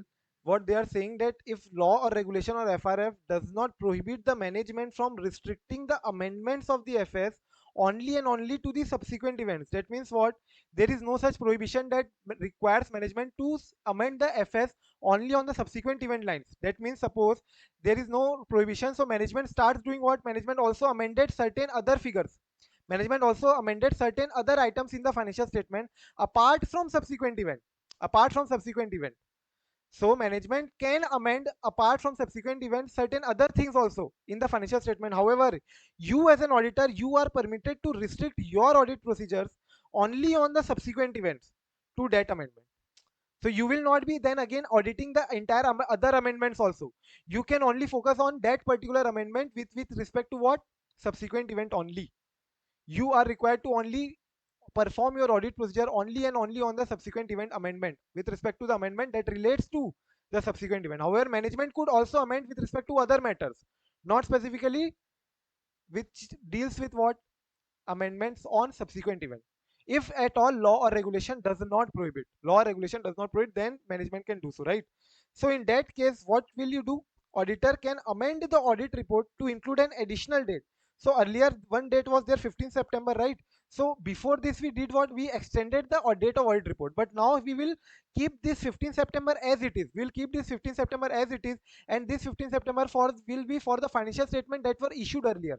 And now for the amended financial statement, and specifically for the amended subsequent event, amendment subsequent event, we will issue a dual dated audit report. This is called what? Dual dated audit report, where we are including the additional date, and we will now include one more date as 30th September. Or either you can directly provide a new or amended audit report that includes this EOM OMP para, which will convey that auditors procedure on subsequent events are restricted solely to the amendment of the financial statements. That means we have only done audit procedure only and only with respect to what? Financial statement amendment with respect to subsequent event only. Clear everyone what I wanted to say? Doubt? Any doubt? No? Then Lakshmi, what? Bolo. See, example,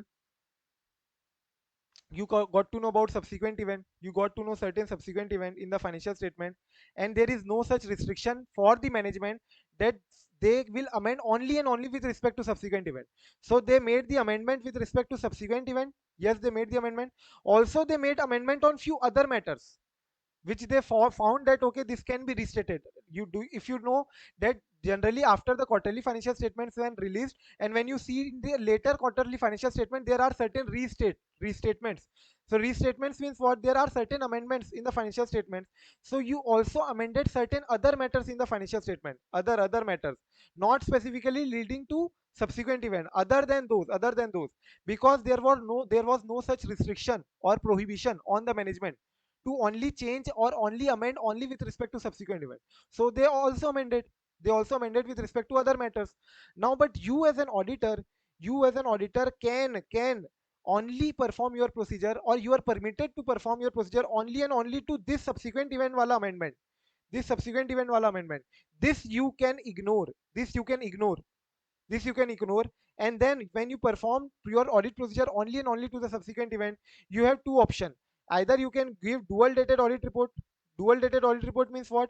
Audit report will be there which was there earlier as it is, that will be there as it is on the previous financial statement, just that a new audit report you will issue on New audit report you will be issued on a new amended audit procedure that you have performed on new amended financial statement. New audit procedure amended financial statement पे जो तुमने perform की. Similarly, you can simply directly provide a new audit report wholesomely, new auditor report dating what 30th September, directly 30th September, and in that you will also specify OMP para or emphasize or matter para में whatever disclosure that they have done with respect to amended financial statement, and that you as an auditor would like to tell that in the other matter para what is my responsibility as an auditor, as an audit report, that yes, there was an audit report issued earlier, but because of the changes in the subsequent event we are also issuing a new audit report, and this is a new auditor's report based on the amended financial statement. And if you remember the difference between OMP and para, why they have given the reference of both, why have they given reference of both OMP and para? Because OMP para means what? OMP para is the matters or which have not been specifically disclosed in the financial statement. However, these are the very important matters which needs to be brought to the attention of the users of the financial statement with respect to what matters, with respect to auditor's report or audit, right? So this is a matter with respect to auditor's report, with respect to audit. So that is why they have given the reference of OMP, and also that could also be a reference given in the notes to the financial statement regarding amendment in the FS. So amendment in the financial statement, if you are doing that, then you will definitely disclose the same in the notes to account also, and therefore you can also give that reference in the EMP para, because EMP para means what? Any matter which is already disclosed in the financial statement and which according to the auditor is a very important matter which needs to be brought to the attention of the users of financial statement, right? Then that will be disclosed in the EMP para. So they have given the reference of both. So you have two options: either you can issue dual dated audit report or new audit report dating 30th September. However, you will then separately issue their OMP para and EOMP para again. Clear then, Lakshmi? Still confusing?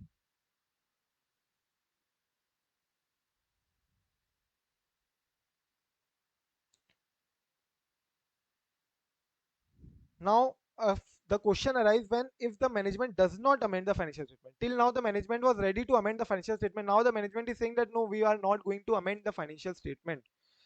Then you will modify the opinion if the report has not yet been provided to the entity, right?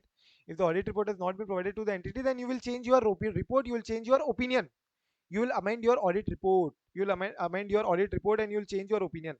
Otherwise, if you have, that means what? If you have provided to the entity, audit report has been provided to the entity, the auditor will notify the management that please do not issue the financial statements, do not issue the financial statement to the public, to the third parties. If management still issues the financial statement, auditor will take appropriate action so as to prevent reliance on that auditor's report, so as to prevent reliance on that financial statement that is being issued. That means auditor will then in the official gazette or in the newspaper or whatever be the platform be announcing that please do not rely on the financial statement that is being issued of this entity. Audit report is not reliable, audit report or financial statement is not reliable. You will take your action accordingly. Clear? If the management does not amend the financial statement, you will simply modify the opinion if you have not provided the financial statement or audit report to the management. But however, if you have provided the auditor reports to the management, then please request them to not to issue, please do not issue the financial statement. However, management being very stubborn, they will issue the financial statement to the general public, to the public in large or to third parties. Then you will have to carry out certain appropriate action, you will have to take out, and so as to prevent reliance on the auditor's report. Appropriate action has to be carried out so as to prevent reliance on the auditor's report. And then lastly, take the written representation. I hope it's very much clear. Any doubt in any point? Sir, last bullet point, can you repeat, sir, once? Please. It is saying that since you have not issued the financial statement or no, sorry, since you have not done the audit reporting, you have done the auditor reporting, but now the management is not amending the financial statement. However, you determined that yes, there needs to be an amendment in the financial statement. Do you remember that after you become aware about the subsequent event, you will discuss the matter with the management, right? And then after discussing the matter with the management, you will determine whether the financial statement needs amendment or not, and then you will ask the inquire with the management, are they going to amend the financial statement or not? Now you become aware about the fact that they are not going to amend the financial statement, they are not going to amend the financial statement. Then in that case you will modify the opinion if you have not issued the audit report to the management. If you have not given audit report to the management, you will then definitely change your audit report. It's just a matter of cut and paste. You will change the audit report, modify the opinion. However, if you have given the audit report to the management, then you will request that please do not issue it to third parties to the financial statement, because we will change our audit report, we will provide you with new auditor report, and then you can issue that report to the public in large. However, management being stubborn, they issued the audit report, then you will simply take appropriate action. Suppose you will notify in the official gazette, or you will give notice in the newspaper or everywhere, whatever action you can carry out, so as to prevent reliance on those financial statements, prevent reliance on those auditors report. ठीक है? Now facts become known after the date of audit report. Again, no obligation, same points, no obligation. However, obligation will be there if you become aware of the, if you would have become aware about that information earlier than before, then same points will be there. However, here if the management amends, then you will carry out the audit procedure necessary in the circumstances. On the amendment, you will again carry out the new audit procedure, review the steps taken by the management to ensure anyone in receipt of the previously issued financial statement is not actually relying upon the same. That means what? Since here in the third case financial statement has already been issued, therefore you will ask the management only to check upon everyone that they will not rely upon the financial statement that is being issued. That now the management will issue the notice in the official gazette or newspaper, whatever be the case. So you will review the steps which has been taken by the management on non-reliance on the information that is being issued. And then lastly, you can extend the audit procedure to the date of the new auditor's report and provide a new auditor's report. Same points like we were doing here. Now, if the amended auditor's report, then paragraph referring to the note in the financial statement that discuss the reason for amendment in the financial statement has to be there, right? para, when do we give para? When we want to specifically highlight certain matters which has already been disclosed in the financial statement. So this subsequent event, don't you think this will be disclosed in the notes to the account, and that needs to be brought to the attention of the financial statement? Yes, therefore you will give an para also. So more or less third case is in line or is tandem with the second case only. You can go through the same and try to find out any difference if at all.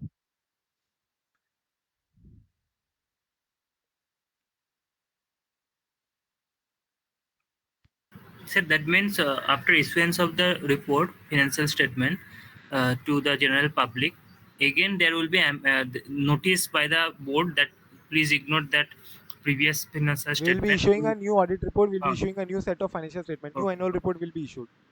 okay. Yeah. If it requires a change in your audit report, right? If had this information or had this subsequent event known to me earlier before, it would have caused me to issue a different audit report. Then only this everything will happen. If that is not the case, then doesn't matter. No change required. No obligation for you to perform any audit procedure on the subsequent events.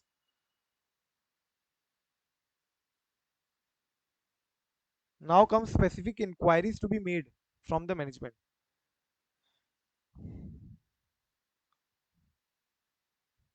So all these inquiries you have to make from the management so as to become aware about any information that you think is a subsequent event. To become aware about any subsequent event, you will have to inquire with the management on these points regarding whether there is any new commitment, new borrowings, or new guarantees which we have entered to, sales or acquisition of assets have occurred or planned, any increase in capital or issuance of debt instruments, such as issuance of new shares or debentures or an agreement to merge or liquidate, right? Then whether any assets have been appropriated by the government. Kabza, right? Appropriation means what? Taken up by the government because they are held by fire or destroyed or any sort of that matter. Now there has been any development regarding contingencies. That is, whatever there was contingent matters regarding whether this will happen or not, the case we will win or not, and whether there are any development in the Supreme Court cases or in the High Court cases, whether any unusual accounting adjustment have been made or are contemplated unusual accounting adjustments. Now, there could be certain events which could also call into the question regarding going concern assumption.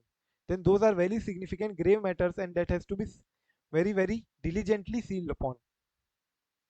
And whether any events have carried out that are relevant to the measurement of estimates or provisions made in the financial statement. And lastly, any events that have occurred relevant to the recoverability of assets. So let's just try to learn how can we see at least 7 to 8 points. See here, we can relate it like this. Just try to go with the flow, go with the story. That what happened, that our case was going in our Supreme Court, right? So Supreme Court, there were certain developments in the contingencies, developments in the case, and we got to know that we are going to lose. Like kind of telecom companies, the case is going with respect to 4G spectrum, 3G spectrum, and they now started becoming aware about the fact that yes, we are going to lose because of the evidences that is being provided or whatever be the case. So there have been any developments regarding the same, and now that we feel that we are going to lose, we have two options. We have two options: either to start selling our assets, either we can sell our assets and generate money for so as to repay our liability. No, and before that you can also relate it to this: we are going to lose, and the amount of loss is going to be such that which will call into the question of the validity of going concern assumption. That means we might have to liquidate as well because of this decision. So developments have been carried out regarding certain contingencies, and because of these developments there is a event that calls into the questions upon the validity of the going concern assumption, and therefore you have two options: either you can sell the assets, right, sell the assets, or you can just borrow more money, new commitment you can take upon, or guarantees, or you can increase the capital, that means issue the capital, share market issuance of debt instruments such as the issuance of new share, debenture, agreement to merge, liquidate. All these options you have. What all options you have? You can sell the asset, you can increase your share capital, issue share debentures, right, or you can increase your new commitment, new borrowings, guarantees, etc. These three options. So we have done covered till now 5 points. But now that when we were going to sell our asset, we got to know that okay, assets are not with us now, assets have been appropriated by the government, because Supreme Court came to know that okay, fine, he is going to sell the assets, so we will not let him sell the asset, we will in fact seize the asset. So it has been appropriated by the government, it has been appropriated by the government. So now any unusual accounting adjustment or any other sort of other events that have occurred that are relevant for the recoverability of the asset, any event that you find that okay, fine, we can recover the assets from the government, or any other sort of events which tends to question your going concern assumption, or whatever other points which is relevant to the subsequent events. So I hope it is very much clear. First, we developed any new contingencies regarding developments regarding any contingencies that called into the questions, that called into the question for validity of going concern assumption, right? So we had two options: either we can sell the asset or we can raise the money. If we can sell the asset, we can raise the money. But when we went to selling of the asset was not let by us to sold. We were not um, we were not allowed to sell the assets, because these were appropriated by the government, the assets were appropriated by the government. So we went for the second option, that is to raise money. We can raise the money by issuing of shares, issuing of debentures, right, or we can raise money by borrowings, commitments, guarantees. So overall you got the cover all the points. Specific inquiries. Now you will have to go through the questions as homework. We will then go to essay 570 then. Let's start from 10:30. Essay 570. Take a break. We'll start with essay 570 from 10:30 onwards. So essay 580 will hardly take 15 to 20 minutes, and essay 570 will take around 1 hour. Okay? So let's meet at 10:30. Sir, So please give it a should be 10:45. yes, sir, for breakfast, sir. Okay. Samosa break. Yes, sir. So let's start with essay 570 now, going concern. Essay 570, going concern.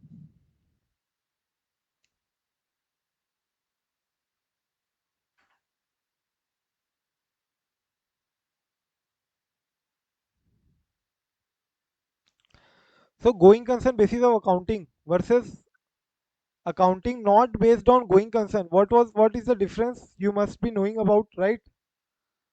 What is the difference between going concern accounting and non-going concern accounting? Huh?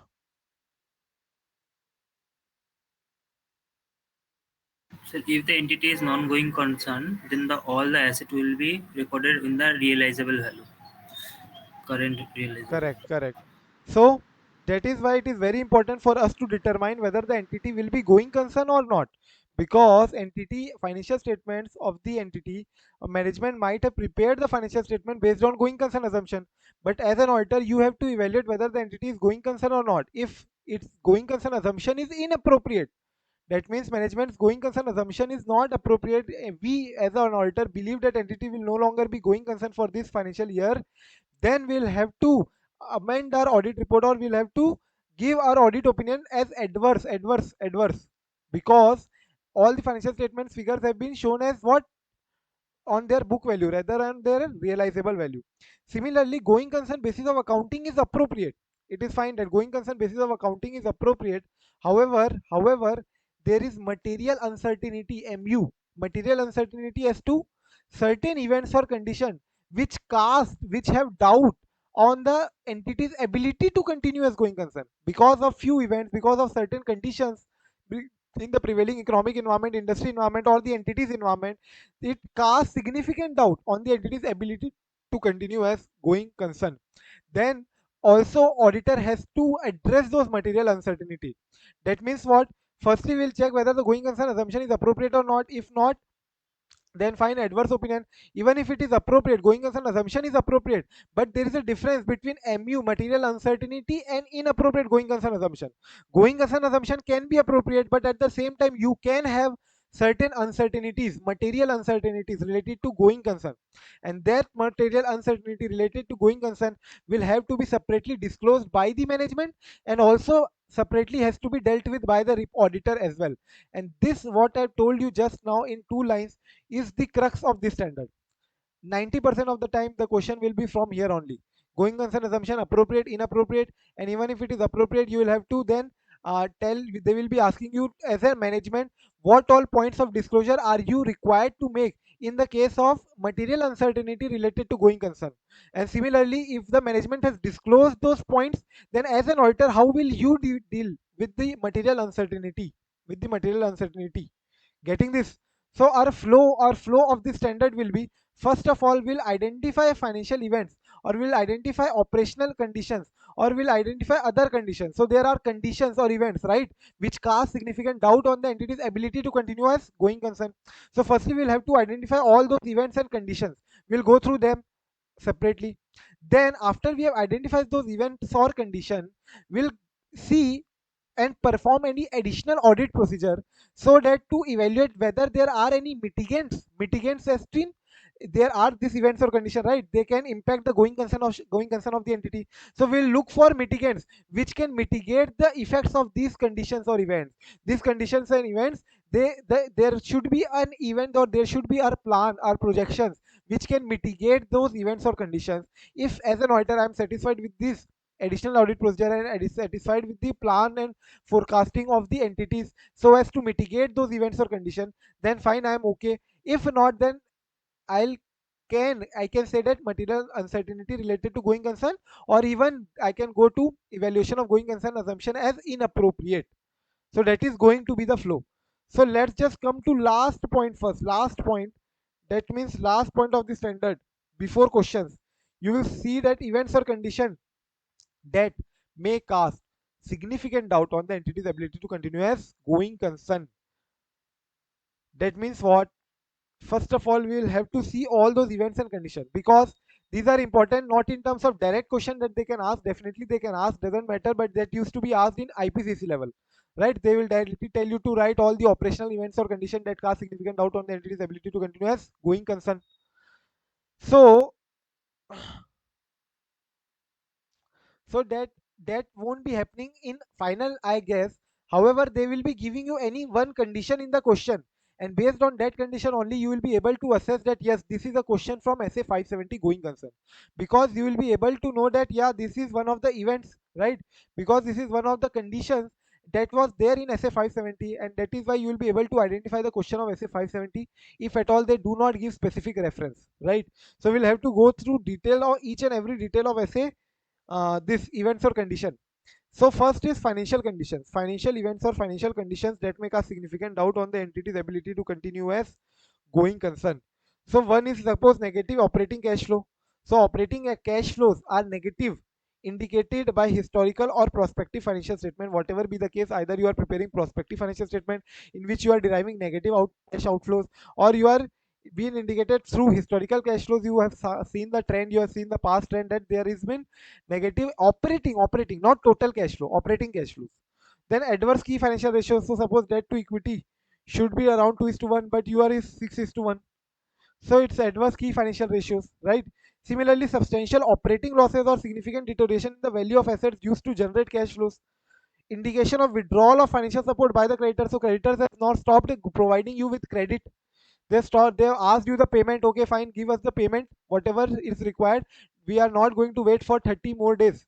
Although the credit was provided for 90 days, but already 60 days are happened. 60 days have happened, and we want the money back. They have withdrawn their support. Inability to pay creditors on due dates. We are not able to pay the creditors whenever the due date arrives. Similarly, withdrawal of financial support by the creditor. Financial support by the creditor is same only. This is same. And then change from credit to cash on delivery transaction. Now, creditors have stopped us providing support, or even they have not they can, you can say, they have stopped supplying the materials on credit. They have started supplying only on cash on delivery basis only. Similarly, net liability or net current liability position is negative. So net current liability specifically, it is very very important for you to be stable in near term. Like what happened in few of the cases here in the bankruptcy. Many banks were lapsing. Do you remember SVB bank lapsed? Why? Because of net current liability position was negative. The deposits were even more, and the deposits as a liability, short term deposits were so much high as compared to the advances they have lent. And the advances were lent mostly in the long term area, and the deposits are short term in nature, right? So deposit holders started pulling their money back, and because of which bank had to default. SVB bank, one of the biggest bank, right? So that was the case. Net current liability or net liability position has to be adequate. That is why we do what? ALM analysis, asset liability mismatch analysis, or you also call as what? Debt restructuring analysis, debt reschedulement analysis. So ALM analysis, debt reschedulement analysis has to be carried out. Similarly, inability to comply with the terms of loan agreement. You are not able to comply with the loan agreement. That means loan agreement wanted you to pay out on certain dates and you are not paying out on those dates. Inability to obtain financing for essential new products. You wanted to launch your new product. You wanted to enter into new venture, but you are not getting the financing. You are not getting the financial support. And then fixed term borrowings approaching maturity, and you will not be able to refinance, or you will not be able to repay the long term borrowings. So it is approaching maturity, and on maturity date, you know that you won't be able to refinance or you won't be able to pay off. Then all these conditions, don't you think, are the financial condition more or less related to financial statements? And all these conditions, therefore, are what? Financial events or conditions that may cast significant doubt on the entity's ability to continue as going concern. Clear? So you can just try to get through all the points with this flow. Operating losses हुए, negative operating cash flows, because of which our adverse ratios, our key financial ratios become adverse. And now there is also a case of dividend non-payment. We didn't pay the dividend, so non-payment of dividend also will be a case or event or condition that casts significant doubt on the entity's ability to continue as going concern. Similarly, financial liabilities related point. There were so many financial liabilities related point, right? Current liabilities, net current liability negative हो गया, sorry net current liability position positive हो गया, net asset position negative हो गया. Inability to finance the new product, inability to finance the matured borrowing, जो matured होने वाली है अपनी borrowing, we will not be able to finance refinance, और will not be able to repay. So these are all the financial conditions that cause significant doubt on the entity's ability to continue as going concern. Now comes operating events. So operating wise, if you see those events or condition, like example, operating environment is not going proper, labor shortage is there, or labor union, they are started complaining, they have started revolting, the material shortage is there, management is changing, turnover in the management, new management not equipped, well skilled management, and or management intention to liquidate the entity, to seize the operation, band karo, we are done away, okay, done, enough money has been generated, now let's seize the money, or let's liquidate the entity. Loss of key MP, loss of key managerial person without replacement, that is so important. Such an important person in the entity, and suppose he died or he joined another organization, and therefore that is again an irreplaceable key management loss. Similarly, loss of a major market where you had the grip, right? In the north market you had the grip, but now the new entrant has been started growing, and therefore you are losing that grip. Loss of major market, key customers, franchisee license or principal suppliers. Similarly, there is significant labor difficulties. You are not able to get the labor. There is significant difficulties in the supplies material. So this is labor shortage, this is material shortage, right? And lastly, emerging of highly successful competitor. Again, you can learn this by reciting this 3 ml competitor. And there happened what? Labor shortage happened in 3 ml competitor, 3 ml. So this is the bottle of 3 ml, right? 3 ml bottle, and we gave this bottle to competitor. So 3 ml means what? First of all, management loss, market loss,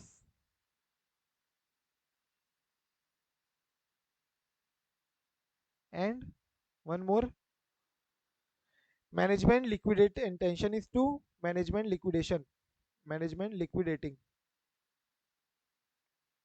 right? So 3 ml competitor say new competitor is emerging. Last point, labor shortage, material shortage, labor shortage, material shortage. I hope you are able to retain also. Yes, everyone.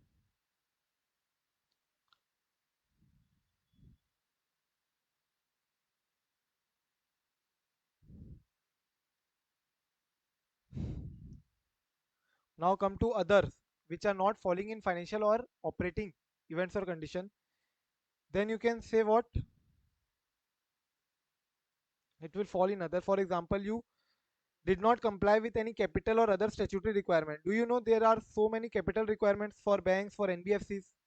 If you are aware about, for banks, there is minimum capital adequacy ratio requirement. If you are aware about this, CRAR requirement, Basel 3 के हिसाब से CET1 requirement, that is pure capital 1, pure capital requirement is 8.5%, sorry 8%. Then tier 1 ratio should be at least 9.5%. For Indian banks I'm telling. And then total capital adequacy ratio will be around, should be at least 11.5%. Similarly, there are requirements in the case of insurance companies that solvency ratio has to be maintained, solvency margin has to be maintained. Even for NBFCs, there is requirement with respect to tier 1 and tier 2 ratios. So all these capital or other statutory requirements, if you do not comply, then straight away liquidation can happen by the regulator. They will force the liquidation directly if you fail to comply this minimum capital requirement, right? So that is why it's a other conditions or events that may cast significant doubt on the entity's ability to continue as going concern. Similarly, there is a one pending legal or regulatory requirements or proceedings against the entity. Support Supreme Court, there is case pending in the Supreme Court, and now you feel that okay, Supreme Court is going to announce the case against us, that we are going to lose. And if we lose, the result in the claims that the entity is unlikely will be able to satisfy. That means we won't be able to make the payment. If we lose, we won't be able to make the payment. Then that will again be a case where you have to assess the going concern assumption. And then changes in law, regulation, government policy expected to adversely affect the entity. Example, suppose government banned liquor in Chhattisgarh, and I was distributing liquor in overall Chhattisgarh only. I don't have any market in Maharashtra or Jammu and Kashmir or anywhere outside Chhattisgarh. I don't have any market. Like the case that they did in Gujarat and UP, right? So I think liquor is banned in UP or in Bihar, I guess. Either in that case, and also in Gujarat, liquor is banned Sir, in Bihar. in Bihar, right? So Bihar and Gujarat, suppose now they also Chhattisgarh government also did what? They also banned the liquor, and I had my presence only in Chhattisgarh. So then again, this will be a event or condition that will cast significant doubt on the entity's ability to continue as going concern, right? Now, considering this condition, we will go through next step. So let's go to next step. I told you what. Now we will have to perform additional audit procedure. I'll have to perform additional audit procedure, and I'll have to ask the management entity head that how are you going to take upon this action by the government. So suppose management tells us that don't worry, we have other products also. It's not only about liquor. Or they will say that okay, we are diversifying already, we are diversifying into Odisha and Maharashtra and nearby states in Jharkhand and below, right? Andhra Telangana, we are trying to diversify, but it will take some time. So we will have to see the projections. We'll have to see the projections, projected financial statements like cash flow statement, income statement, or liquor statement, income statement, balance sheet statement, or financial statements, right? So projected financial statement, what source of information they are using, what is their planning, course of action, what exactly are they going to do, and based on all these points that management will tell us, we will then determine whether there is certain material uncertainty related to going concern or not. And if at all, we will also determine that going concern assumption is appropriate or going concern assumption itself is not appropriate.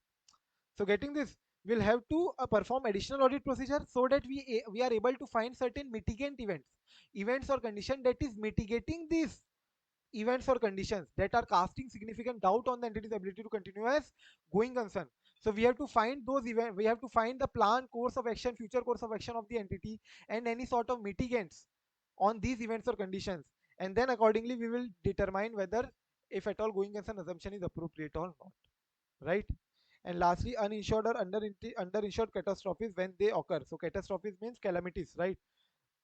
Earthquake or any flood, tsunami, whatever be the case. If you are insured, uninsured, or underinsured, then definitely that could be a case where you will be not even be aware about, but you will be, your going concern assumption will become inappropriate. The loss, the amount will be so huge that going concern assumption can become inappropriate. Again, so we have done till now only the basic part of the SA 570, where we just got to know about certain events or condition which cast significant doubt on the entity's ability to continue as going concern. Now, after identifying those events or condition, what I told, we will perform additional audit procedure. We'll perform additional audit procedure, that is here. We'll perform additional audit procedure here. But before that, let's just try to get an intro of the standard, introduction of the standard. Like you all told, going concern basis of accounting. Under the going concern basis of accounting, financial statement are prepared on the assumption that the entity is a going concern, right? And that we will continue for operations for near term, like for foreseeable future. So general purpose financial statement are prepared using going concern assumption only, right? So we prepare general purpose financial statement, and there is one more type of financial statement which is called as special purpose financial statement. So generally FS you can divide into two parts, general purpose and special purpose. General purpose financial statement, we have having SA 200 till SA 700 series, right? For general purpose financial statement, we are having SA 200 till SA 700 series, and for special purpose financial statement, we have SA 800 key series. We have SA 800 key series. So they are trying to tell that okay, GPFS is always prepared using going concern basis of accounting unless going concern is inappropriate. And when is going concern tends to be inappropriate? When do you call going concern basis of accounting as inappropriate? Going concern basis of accounting is said to be inappropriate when you as a management intends to liquidate the entity, or you intends to cease the operation, or there is no alternative but to do so. There is no alternative option, but you have to liquidate the entity or you have to cease the operation.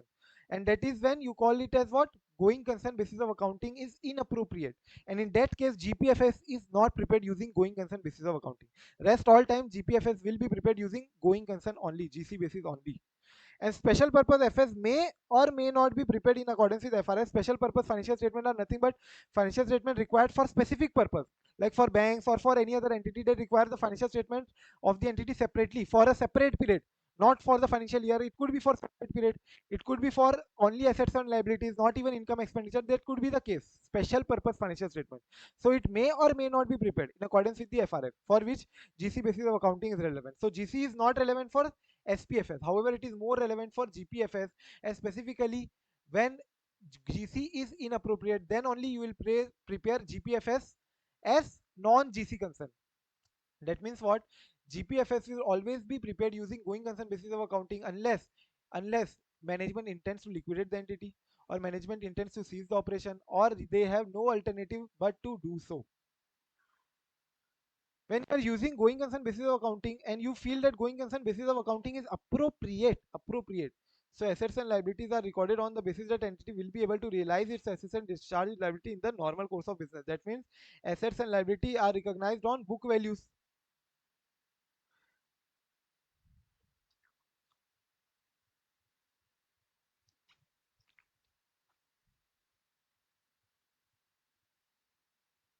Now come to responsibility for assessment of the entity's ability to continue as going concern. So who is responsible? What do you think?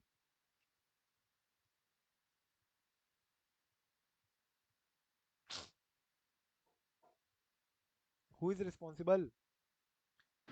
Yeah, management.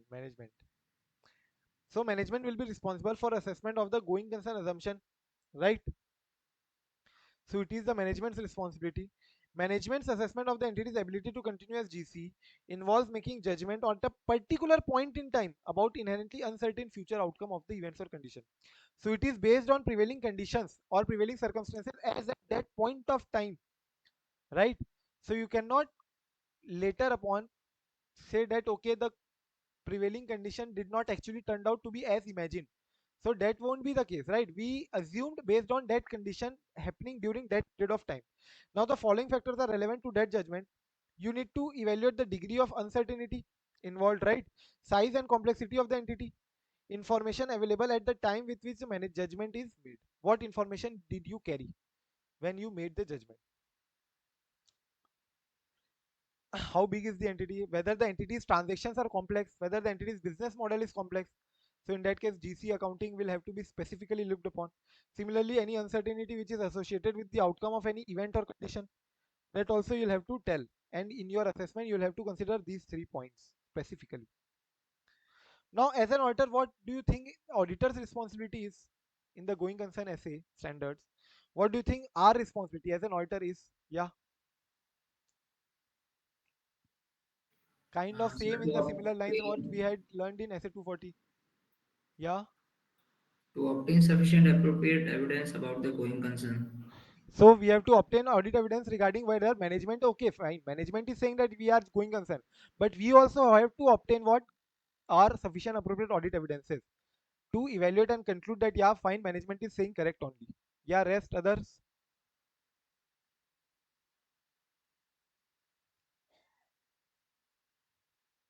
What is our responsibility? I told you na.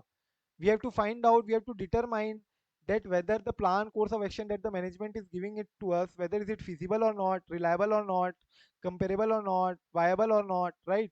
Similarly, where there is material uncertainty related to going concern, then we'll have to see that management has properly disclosed the financial statement in the financial statement or not. If not, then we'll have to issue a different modified opinion. So all these are responsibility of management, oh sorry, all these are responsibility of auditor, right?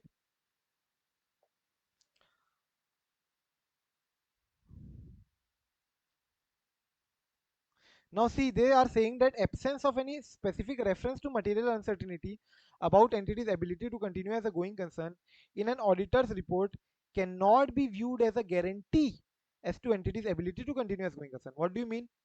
Just go through this line again, it's very easy only. Read again and tell me. Fatak se.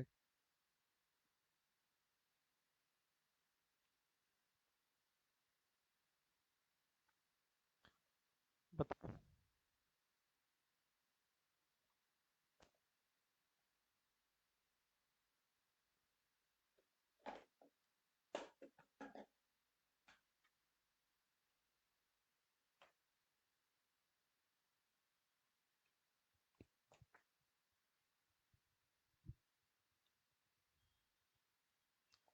Hmm.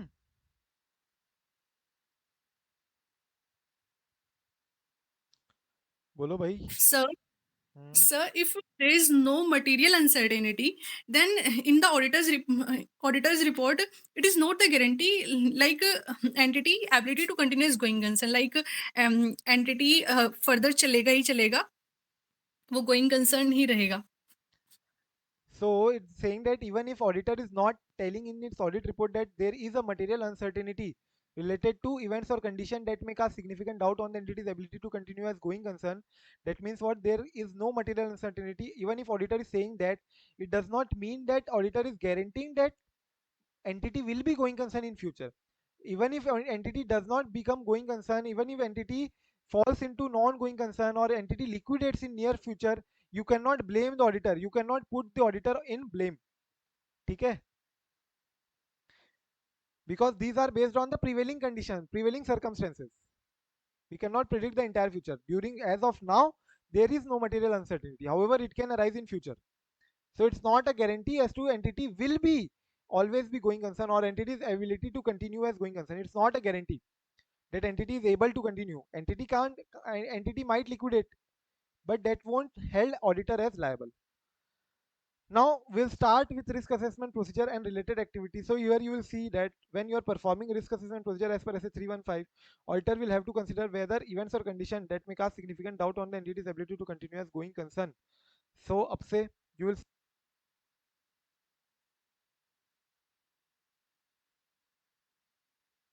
Sir, audio.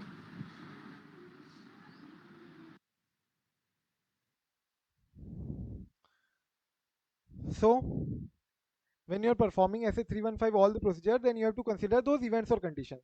Secondly, they say that whether the management has already performed a preliminary assessment of the entity's ability to GC or not, to continue as a GC or not. So we have to also perform our preliminary assessment. Fine, management will do their assessment, but we as an auditor also have to perform our preliminary assessment, whether management will be going, entity will be going concern or not. If such an assessment has been performed, auditor will discuss the assessment with the management and determine whether management has identified any other events or condition or any events or condition that may cast significant doubt on the entity's ability to continue as going concern.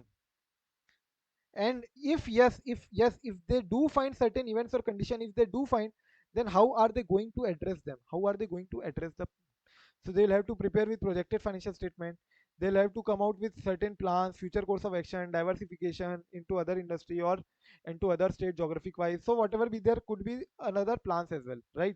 Now, if such an assessment has not yet been performed by the auditor, he has not performed preliminary assessment of GC, then auditor will discuss with the management the basis for intended use of GC basis of accounting and inquire with the management whether there exist any events or condition that I should check upon that may cast significant doubt on the entity's ability to continue as going concern.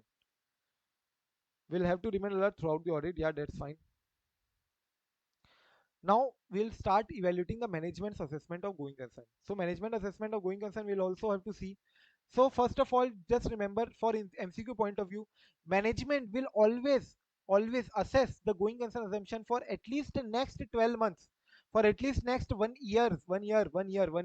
So if management has done their going concern assumption or done their going concern assessment for a period less than 12 months, then you can tell the management to complete the going concern assessment for a 12 months, for 12 months, right? So if management assessment of the entity's ability to continue as going concern covers less than 12 months from the date of financial statement, auditor shall request management to extend its assessment period to at least 12 months from that date, to at least 12 months from that date.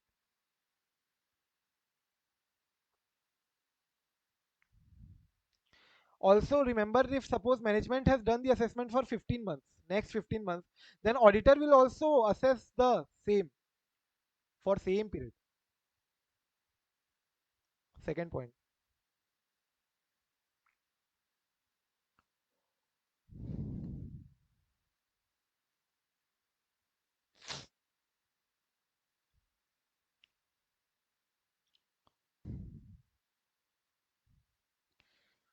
Yeah. So let's start now with additional audit procedure. Now suppose you identified certain financial events or condition. You identified net current liability position is negative. That means net current asset liability position is turning out to be negative in short term 1 to 2 years, or in a near term suppose 6 months to 1 year, or 3 to 6 months. You are finding that net liability position is more as compared to assets.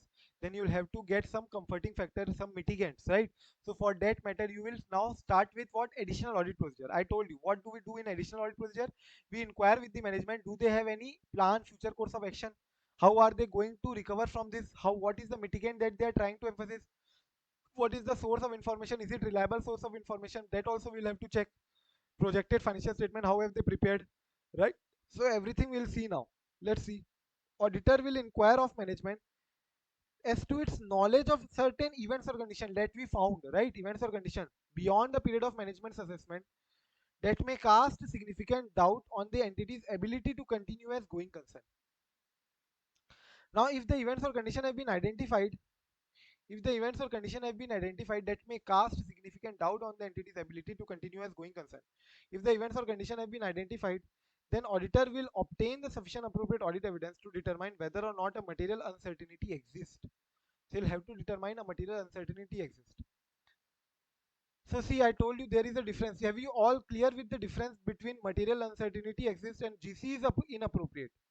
So GC is inappropriate. I told you. When is GC inappropriate? When is GC is inappropriate? I've told you this. Yes. When do you know that GC is inappropriate?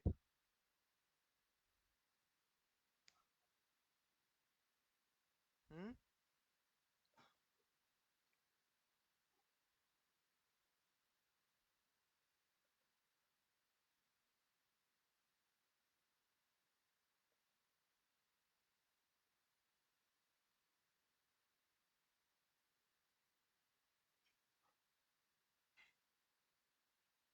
Yes. Did I not tell you this? That entity will always prepare their financial statement based on going concern unless going concern itself is inappropriate. And when they also told that unless management intends to liquidate the entity or has no alternative but to do so, then in that case they can't prepare the financial statement based on going concern. That means their going concern is inappropriate. Now, what is material uncertainty? If I talk about technical term as per SA, then material uncertainty is nothing but, come here,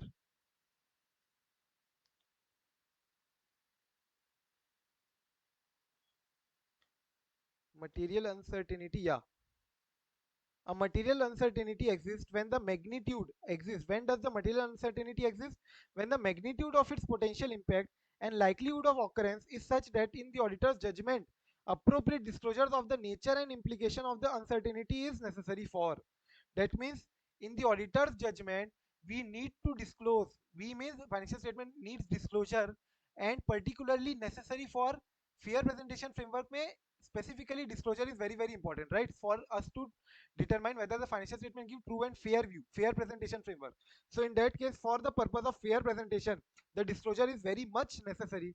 And in the case of compliance framework, the financial statement should not be misleading, and therefore we need to do what? Disclosure. Therefore, they say that material uncertainty will tell that material uncertainty exists when the magnitude is so material, so impactful, so likelihood that in the auditor's judgment, appropriate disclosure is required. Appropriate disclosure is required in the financial statement, right? And then they will call it as material uncertainty. So we are going to evaluate whether or not a material uncertainty exists, whether or not a material uncertainty exists, right, relating to events or condition that may cause significant doubt on the entity's ability to continue as going concern. Will perform what? Additional audit procedures, including consideration of mitigating factors. This is what I was trying you to tell. Whether there are any factors which will mitigate these events or condition, and thereby freeing us from the material uncertainties. Material uncertainty. Then we will simply say that there is no material uncertainty. Going concern basis of accounting is appropriately correct. Fine. So, what all additional procedure will you include? The question is very important. They have asked this in RTP November 19. Very important question of your IBC. IBC. So they have asked you question on this IBC.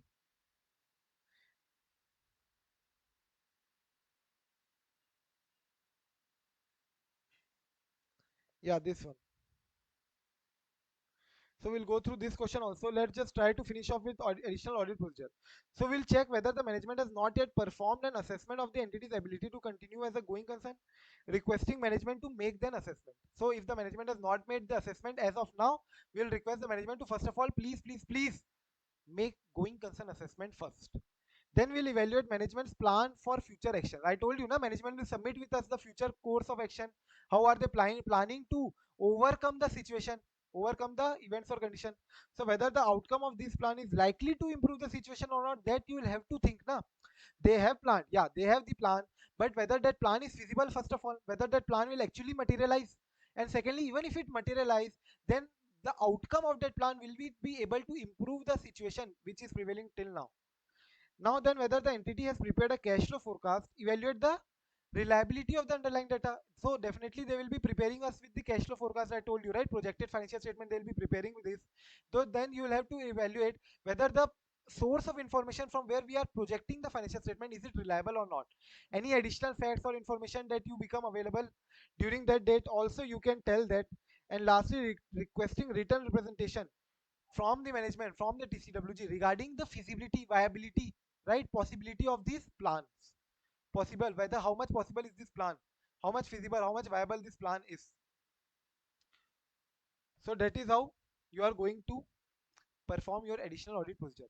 And now out of everything you perform this additional audit procedure and you got the comfort of mitigating factor, that you got the mitigating factor, that means you are sure now that okay fine, there is no material uncertainty. So in that case, okay fine, you can go with the going concern basis of accounting is appropriate and give an unqualified opinion. However, if you find that material uncertainty exists after assessing the management's additional audit procedure, everything we carried out, and after assessing the management's assessment opinion, everything, we find that no, there is material uncertainty related to events or condition that may cast significant doubt on the entity's ability to continue as going concern, then in that case, we'll have to ensure that management has disclosed those material uncertainty in the financial statement. First of all, if management has disclosed, then good, very good, we can give unqualified opinion. Just we have to give one additional para in material uncertainty related to going concern. This will be a separate para in the audit report, material uncertainty related to going concern. However, if the management do not disclose those material uncertainty, right, the disclosure is not in accordance with the requirement of this essay, management do not disclose this material uncertainty related to going concern, then in that case you can issue qualified or modified opinion. Also you can issue modified opinion. Clear? So that is going to be the flow. Are you getting the flow till now? We first of all got events or conditions, right? From those events or condition, we found that okay fine, management might be in danger. So we told the management to do their assessment, come out with future course of action or any other plan, feasible figures, financial statement, projected financial statement, whatever you can bring with to me. And then we will thinkly carry out the procedure whether we should extend the going concern assumption or not, right? We will think that whether material uncertainty exists or not. If we find certain mitigants, then fine, we'll simply leave you with no material uncertainty. However, if we find certain any other plan or future course of action as unfeasible, impossible, unviable, then we will simply say that okay fine, there is material uncertainty related to going concern, and that has to be disclosed separately in the financial statement by the management. And then if the management disclose, then what is the procedure? If management do not disclose, then how will the auditor report? Getting this? If the management discloses, then there is a separate scenario, and if management do not disclose, then there is separate scenario. Now come to 1 and 2 we have done. Now come to adequacy of disclosures when events or condition have been identified and a material uncertainty exists. Now what I was telling you was adequacy of disclosure on event, but material uncertainty exists, and when there is no material uncertainty which exists. So both the cases we'll have to see. Now when material uncertainty exists, then you as an auditor will ensure that financial statement adequately disclose all those principal events or conditions that may cast significant doubt on the entity's ability to continue as going concern. And what is the management plan to deal with these events or condition? What is the management plan to deal with these events or condition? Similarly, you have to disclose clearly that there is a material uncertainty related to events or condition, and therefore we may not be able to realize all its assets, all our liabilities. That is what they are. We as an management have to say.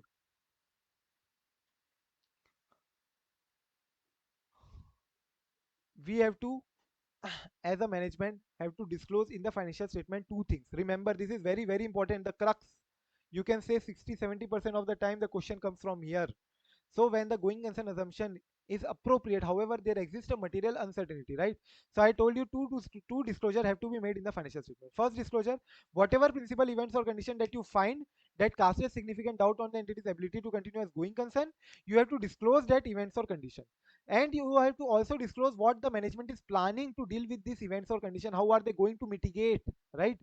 Secondly, you have to disclose clearly that material uncertainty exists, and therefore, if it on nor if it a worst to worst case, we might not be able to realize the assets of the entity, and we might not be able to, of course, discharge the liabilities. Obviously we will discharge the liabilities out of the assets proceedings, right? So they are saying that okay, if worst case scenario, we might not be able to assess the realize the assets and discharge the liabilities in the normal course of business. So these 2 point disclosure has to be there by the management if as an auditor we assess that material uncertainty exists. However, if there is no material uncertainty which exists, then in that case we have to only disclose what? Principal events or condition. Principal events or condition. The auditor shall evaluate whether, in view of the requirements of the applicable FRF, financial statement provide adequate disclosures about those events or condition. So example I am telling you, suppose you find out that debt to equity is 6:1, which is very worse in the case of normal entities, right? So you performed additional audit procedure and you got to know about certain uh, financial statements. Management's commentary. Management is commenting that okay, we'll be raising equity capital soon we will be raising equity capital, and thereafter the ratio will be around 4:1. Thereafter the ratio will be around 4:1. Still we are not comfortable with this, and therefore we've thought that no, there is material uncertainty. So if there is a material uncertainty, you have to disclose 2 points regarding principal events or condition, and regarding disclosure that we might not be able to realize the assets and discharge the liabilities. However, if suppose after equity infusion, if after share raising of equity share capital, it is falling to 2:1, that means what? We are now comfortable. We are saying that okay, fine, there is no material uncertainty, no material uncertainty. In that case, we will only disclose the first point, this principal events or condition. We'll disclose only this point. We will not say that we won't be able to realize the assets or discharge the liability. We will not say like that. We'll only disclose the first point, principal events or condition that casted significant doubt. However, by performing additional audit procedure, those were the mitigants, and these are the mitigants which I am comfortable with, right? Everyone, are you clear with this two table? It is very very important. The next two table and these five tables are the crux of this essay 570. Any doubt? So if no doubt, then let's jump to next topic, which is now they will start talking about how will you report, that is auditor's report, implications for the auditor's report. Now use of going concern basis of accounting is inappropriate. Use of going concern basis of accounting is inappropriate. That means what? Financial statements have been prepared using going concern basis of accounting, but as an auditor, after going through all the events or condition, after going through all the additional audit procedure, everything, we found that no, going concern basis of accounting is not at all appropriate. In that case, I told you, what will the auditor do? We will simply do what? Adverse opinion. Give your opinion in the auditor's report, and as opinion as adverse opinion. Adverse. Auditor shall express adverse opinion. Important. MCQ can come. Now suppose use of going concern is appropriate, but material uncertainty exists. So going concern basis is appropriate. However, there exists material uncertainty. So as an auditor, just think logically. We will want what? We'll first of all want that management has to disclose according to financial statement requirement, right? So management will have to disclose those 2 points as per SA 572 points requirement in their financial statement. So firstly, we will check that whether management has disclosed or not in the financial statement those 2 points. Clear?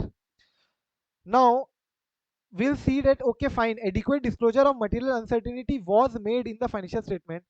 Now then we will go through that, will tell that okay, we'll express an unmodified opinion. Why? Because whatever requirement management had to comply with based on standard on auditing SA 570, management has done, right? So we'll issue an unmodified opinion. Remember, we'll issue an unmodified opinion, unlike case where management do not do what do not they do not do, they do not disclose the financial statement, or sorry, they do not disclose those 2 points in the financial statement. What were those 2 points? Again, recall. First was principal events or condition that may cause significant doubt on the entity's ability to continue as going concern. Second point was, we in the normal course of business might not be able to realize the assets and discharge our liabilities. That was the second point. So both the points have to be disclosed. If management do not disclose, if adequate disclosure is about the material uncertainty is not made, then auditor will express a qualified opinion or adverse opinion, right? Definitely qualified or adverse opinion. And also in the basis for qualified adverse opinion, they will write about this, that financial statement do not adequately disclose this matter relating to going concern, relating to going concern. And if suppose management adequately disclose the same, then we will have to express an unmodified opinion, and the auditor's report shall include a separate section under the heading what? Remember, under the heading material uncertainty related to going concern. So if you get to the, we'll go through the flow of the auditor report in SA 700. The first one was title, then addressee, then opinion para, third point, then fourth para is basis for opinion para, fifth point is KAM, key audit matter para, and then sixth point is, I guess, going concern. So in the going concern para, you will separately mention the heading material uncertainty related to going concern.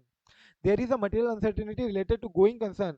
You'll have to draw attention to the note in the financial statement where exactly are you referring to, that because of which there exists a material uncertainty. So you have to refer the material uncertainty, right? So we have to draw attention to the note in the financial statement that disclose the matters and state that these events or conditions indicate that a material uncertainty exists. We have to then confirm that, yeah, fine, there exists a material uncertainty and that the auditor's opinion is not modified in respect of the matter. We are not modifying here. We modify only when there exists a misstatement, right? But it's not a misstatement. It's just that auditor feel that there exists a material uncertainty, therefore financial statement has to be disclosed properly, those 2 points, and therefore management did that. It's not an issue of irregularity, so will not issue a qualified opinion. Correct. We'll say that auditor's opinion is not modified, unqualified opinion.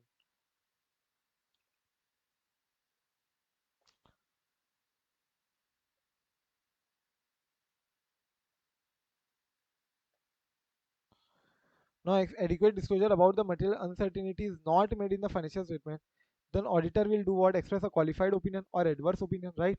As appropriate in the circumstances. And the basis for adverse opinion, they will simply specify that financial statements report or there exists a material uncertainty relating to events or conditions that may cause significant doubt on the entity's ability to continue as going concern, and that the financial statement were not giving adequate disclosure in that matter. So I hope this is also very much clear. Now management is not willing to make or extend its assessment for going concern, then in that case consider the implications for the auditor's report. That is, we'll see him in the opinion para. Let's see what he'll do. If he's not making the assessment for the going concern, we'll see him in the opinion para. Everyone clear all the five tables? All the five tables, because this is the crux, as I told. In 90% of the question that you will going through today as an homework, you will find this only, all these points. And I want you to come out with answers and also come out with the doubts, any if any, tomorrow.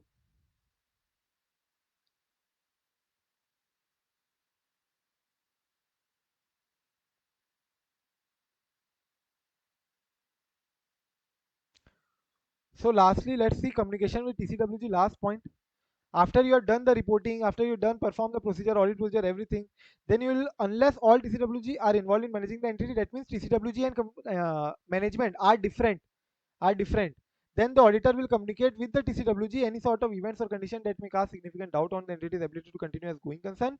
Such communication with TCWG shall include the following. What will you communicate? Whether the events or condition constitute a material uncertainty. Yeah, okay, fine. Whether there are certain events or conditions that constitute a material uncertainty. Similarly, where management's use of GC basis of accounting is appropriate in the preparation of FS. Similarly, adequacy of related disclosure in the FS, and where applicable, implications for the auditor's report. It should be the last standard for today. 580 is remaining.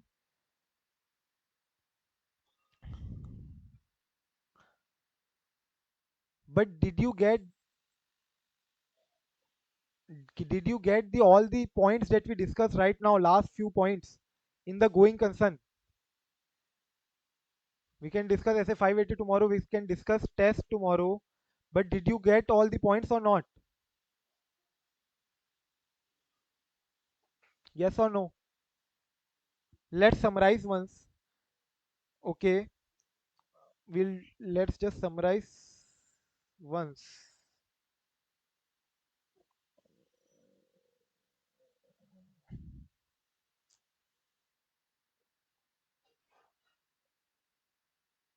See, So what I told you was, auditor will first of all identify events or condition, right, that may cast significant doubt on entities ability to continue as going concern, right? Identifying these events or condition that may cast significant doubt on the entity's ability to continue as going concern. Yeah, Dhanlakshmi, pay attention here. So after identification, you will then perform what? Additional audit procedure. Additional audit procedures you will perform. In here you will see plan, future course of action,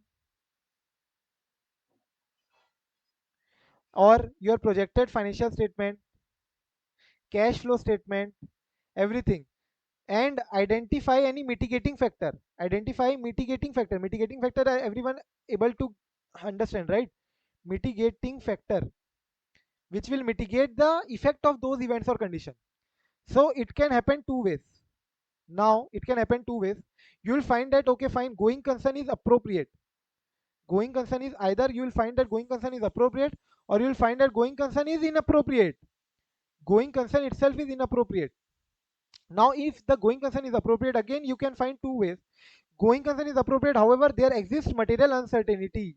Material uncertainty exists, and it could be so that material uncertainty do not exist. Getting this? So now when the material uncertainty exists, you have to ensure that management discloses 2 points in financial statement. 2 points. What 2 points? One is all those principal events or condition. All those principal events or condition that may cast significant doubt on entity's ability to continue as going concern. Right? All those principal events or condition which casted doubts. And secondly, that you will not be able to realize assets and discharge your liabilities.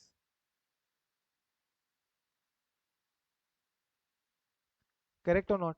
Discharge your liabilities. You will not be able to realize assets or discharge your liabilities. These two disclosure have to be made. Now suppose going concern is appropriate and there is also no material uncertainty exists. Still management need to disclose. Management need to disclose what? Yes, everyone, management need to disclose what? This point. Principal events or condition that may cast significant doubt on entities' ability to continue as going concern. This point you need not disclose. Okay. Now when going concern is inappropriate, however you prepare the financial statement, management prepare the financial statement based on going concern, then here simply auditor will do what? Give adverse opinion. And in this case, auditors reporting, if you see auditors reporting, in this case there could be two cases, right? So auditor reporting could be divided again into two parts, that where material uncertainty exists and management adequately disclosed as per SA 570, and it could be case where management did not disclose as required above. 2 point disclose करने थे ना, as required above, you have not disclosed. So auditors reporting, in the case where management has adequately disclosed as per SA 570, then you will give unmodified opinion.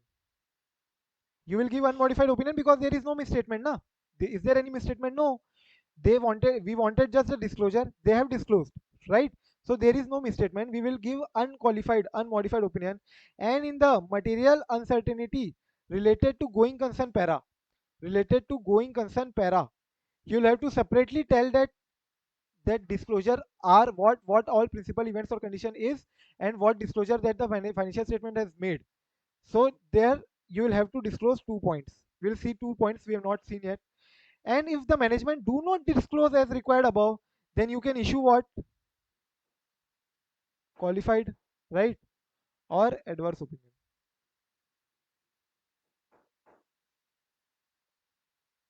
Clear? Yes or no?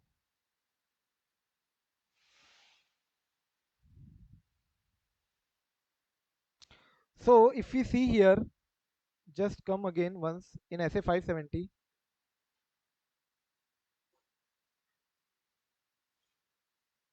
In SA 570, you can see here, if material, in the case of material uncertainty, adequate disclosure were made by the management, then in that case you will see that in the you will first of all express an unmodified opinion, and auditor's report. In there you will in the separate heading material uncertainty related to going concern, you will disclose 2 points. As an auditor, you will draw attention to the note in the financial statement that discloses the matter, right? So as an auditor, you will say that go to note 16. There you will find the matter which points out significant principal events or condition which casted significant doubts and which require disclosure. So you will draw attention to that note. Which note? Where management has disclosed these 2 points. Wherever management has disclosed these 2 points in whatever note, you will have to draw attention to that note in the financial statement where the disclosure has happened, and also state that these events or conditions indicate that material uncertainty exists that cast significant doubts, and from that the auditor's opinion however is not modified because we did not find any misstatement. It's just that there exists a material uncertainty and we just want you all to make aware about this. We want to make aware about this, and therefore as an auditor they will discuss these 2 points in where they'll discuss these 2 points in material uncertainty related to going concern. Clear? So let's just update there also. So auditors report where management adequately disclosed. You will first of all, I told you what you will give unqualified opinion, and in the material uncertainty related to going concern para, separately discuss 2 points where in material uncertainty related to going concern para, you will discuss 2 points. Which 2 points? The first one is you have to draw attention to note where disclosure is made. Which disclosure? The above disclosure which was required by the management. Do you remember the disclosure which was required by the management? Two disclosure, events or condition, and second one was that management might not be able to realize the assets and discharge its liability. So where disclosure has been made by the management, right? And similarly, second point was with respect to we have not modified our opinion because of this.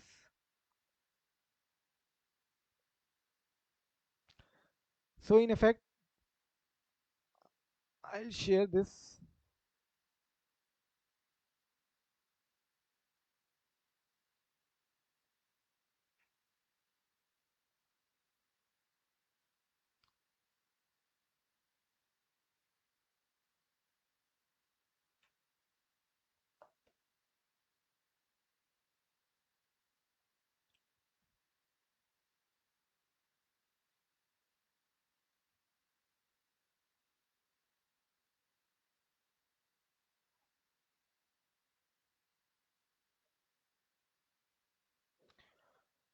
ठीक है? Are you comfortable or not with SA 570? Any doubt? Any doubt?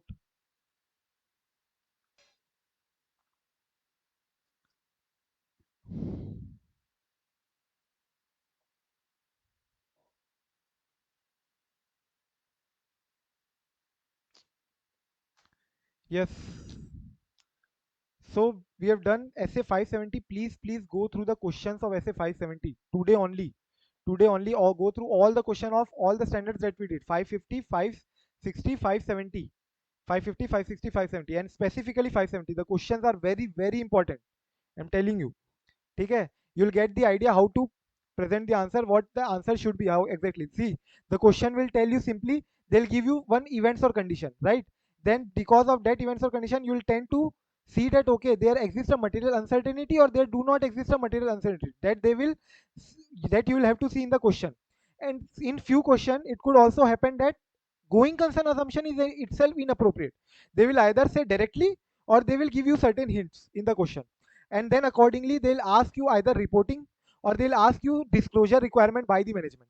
If they ask you disclosure requirement by the management, then this is the answer. Then this is the answer, right? The 2 points. If they ask you reporting, then this is the answer. Getting this? So you'll have to determine accordingly whether going concern assumption is appropriate or not according to question. Whether if the even if going concern assumption is appropriate, whether there exists a material uncertainty, or if there do not exist a material uncertainty, then also you will have to disclose this in the financial statement. You'll have to disclose all those principal events or condition that casted significant doubt on the entity's ability to continue as going concern. So getting this, that's how the question will be framed. They'll ask you, and accordingly you will have to answer wherever it falls. So go through the question. It is very very important. Then only you will be having the grip upon SA 570. Any doubt, please come to me for tomorrow. Okay? We can take a session tonight or in the evening if you all want for SA 580. No? Okay then. Have a great Sunday, wonderful Sunday. Revise. Those who have not given test, I know 2 or 3 might still be left. Give the test, revise SA 550, 60, 70 and solve the questions for SA 570, specifically for 570. Okay? Any doubt you can ask in between also, doesn't matter. Or you can post it on the group also, our group. Okay? Chalo. Enjoy. Bye bye.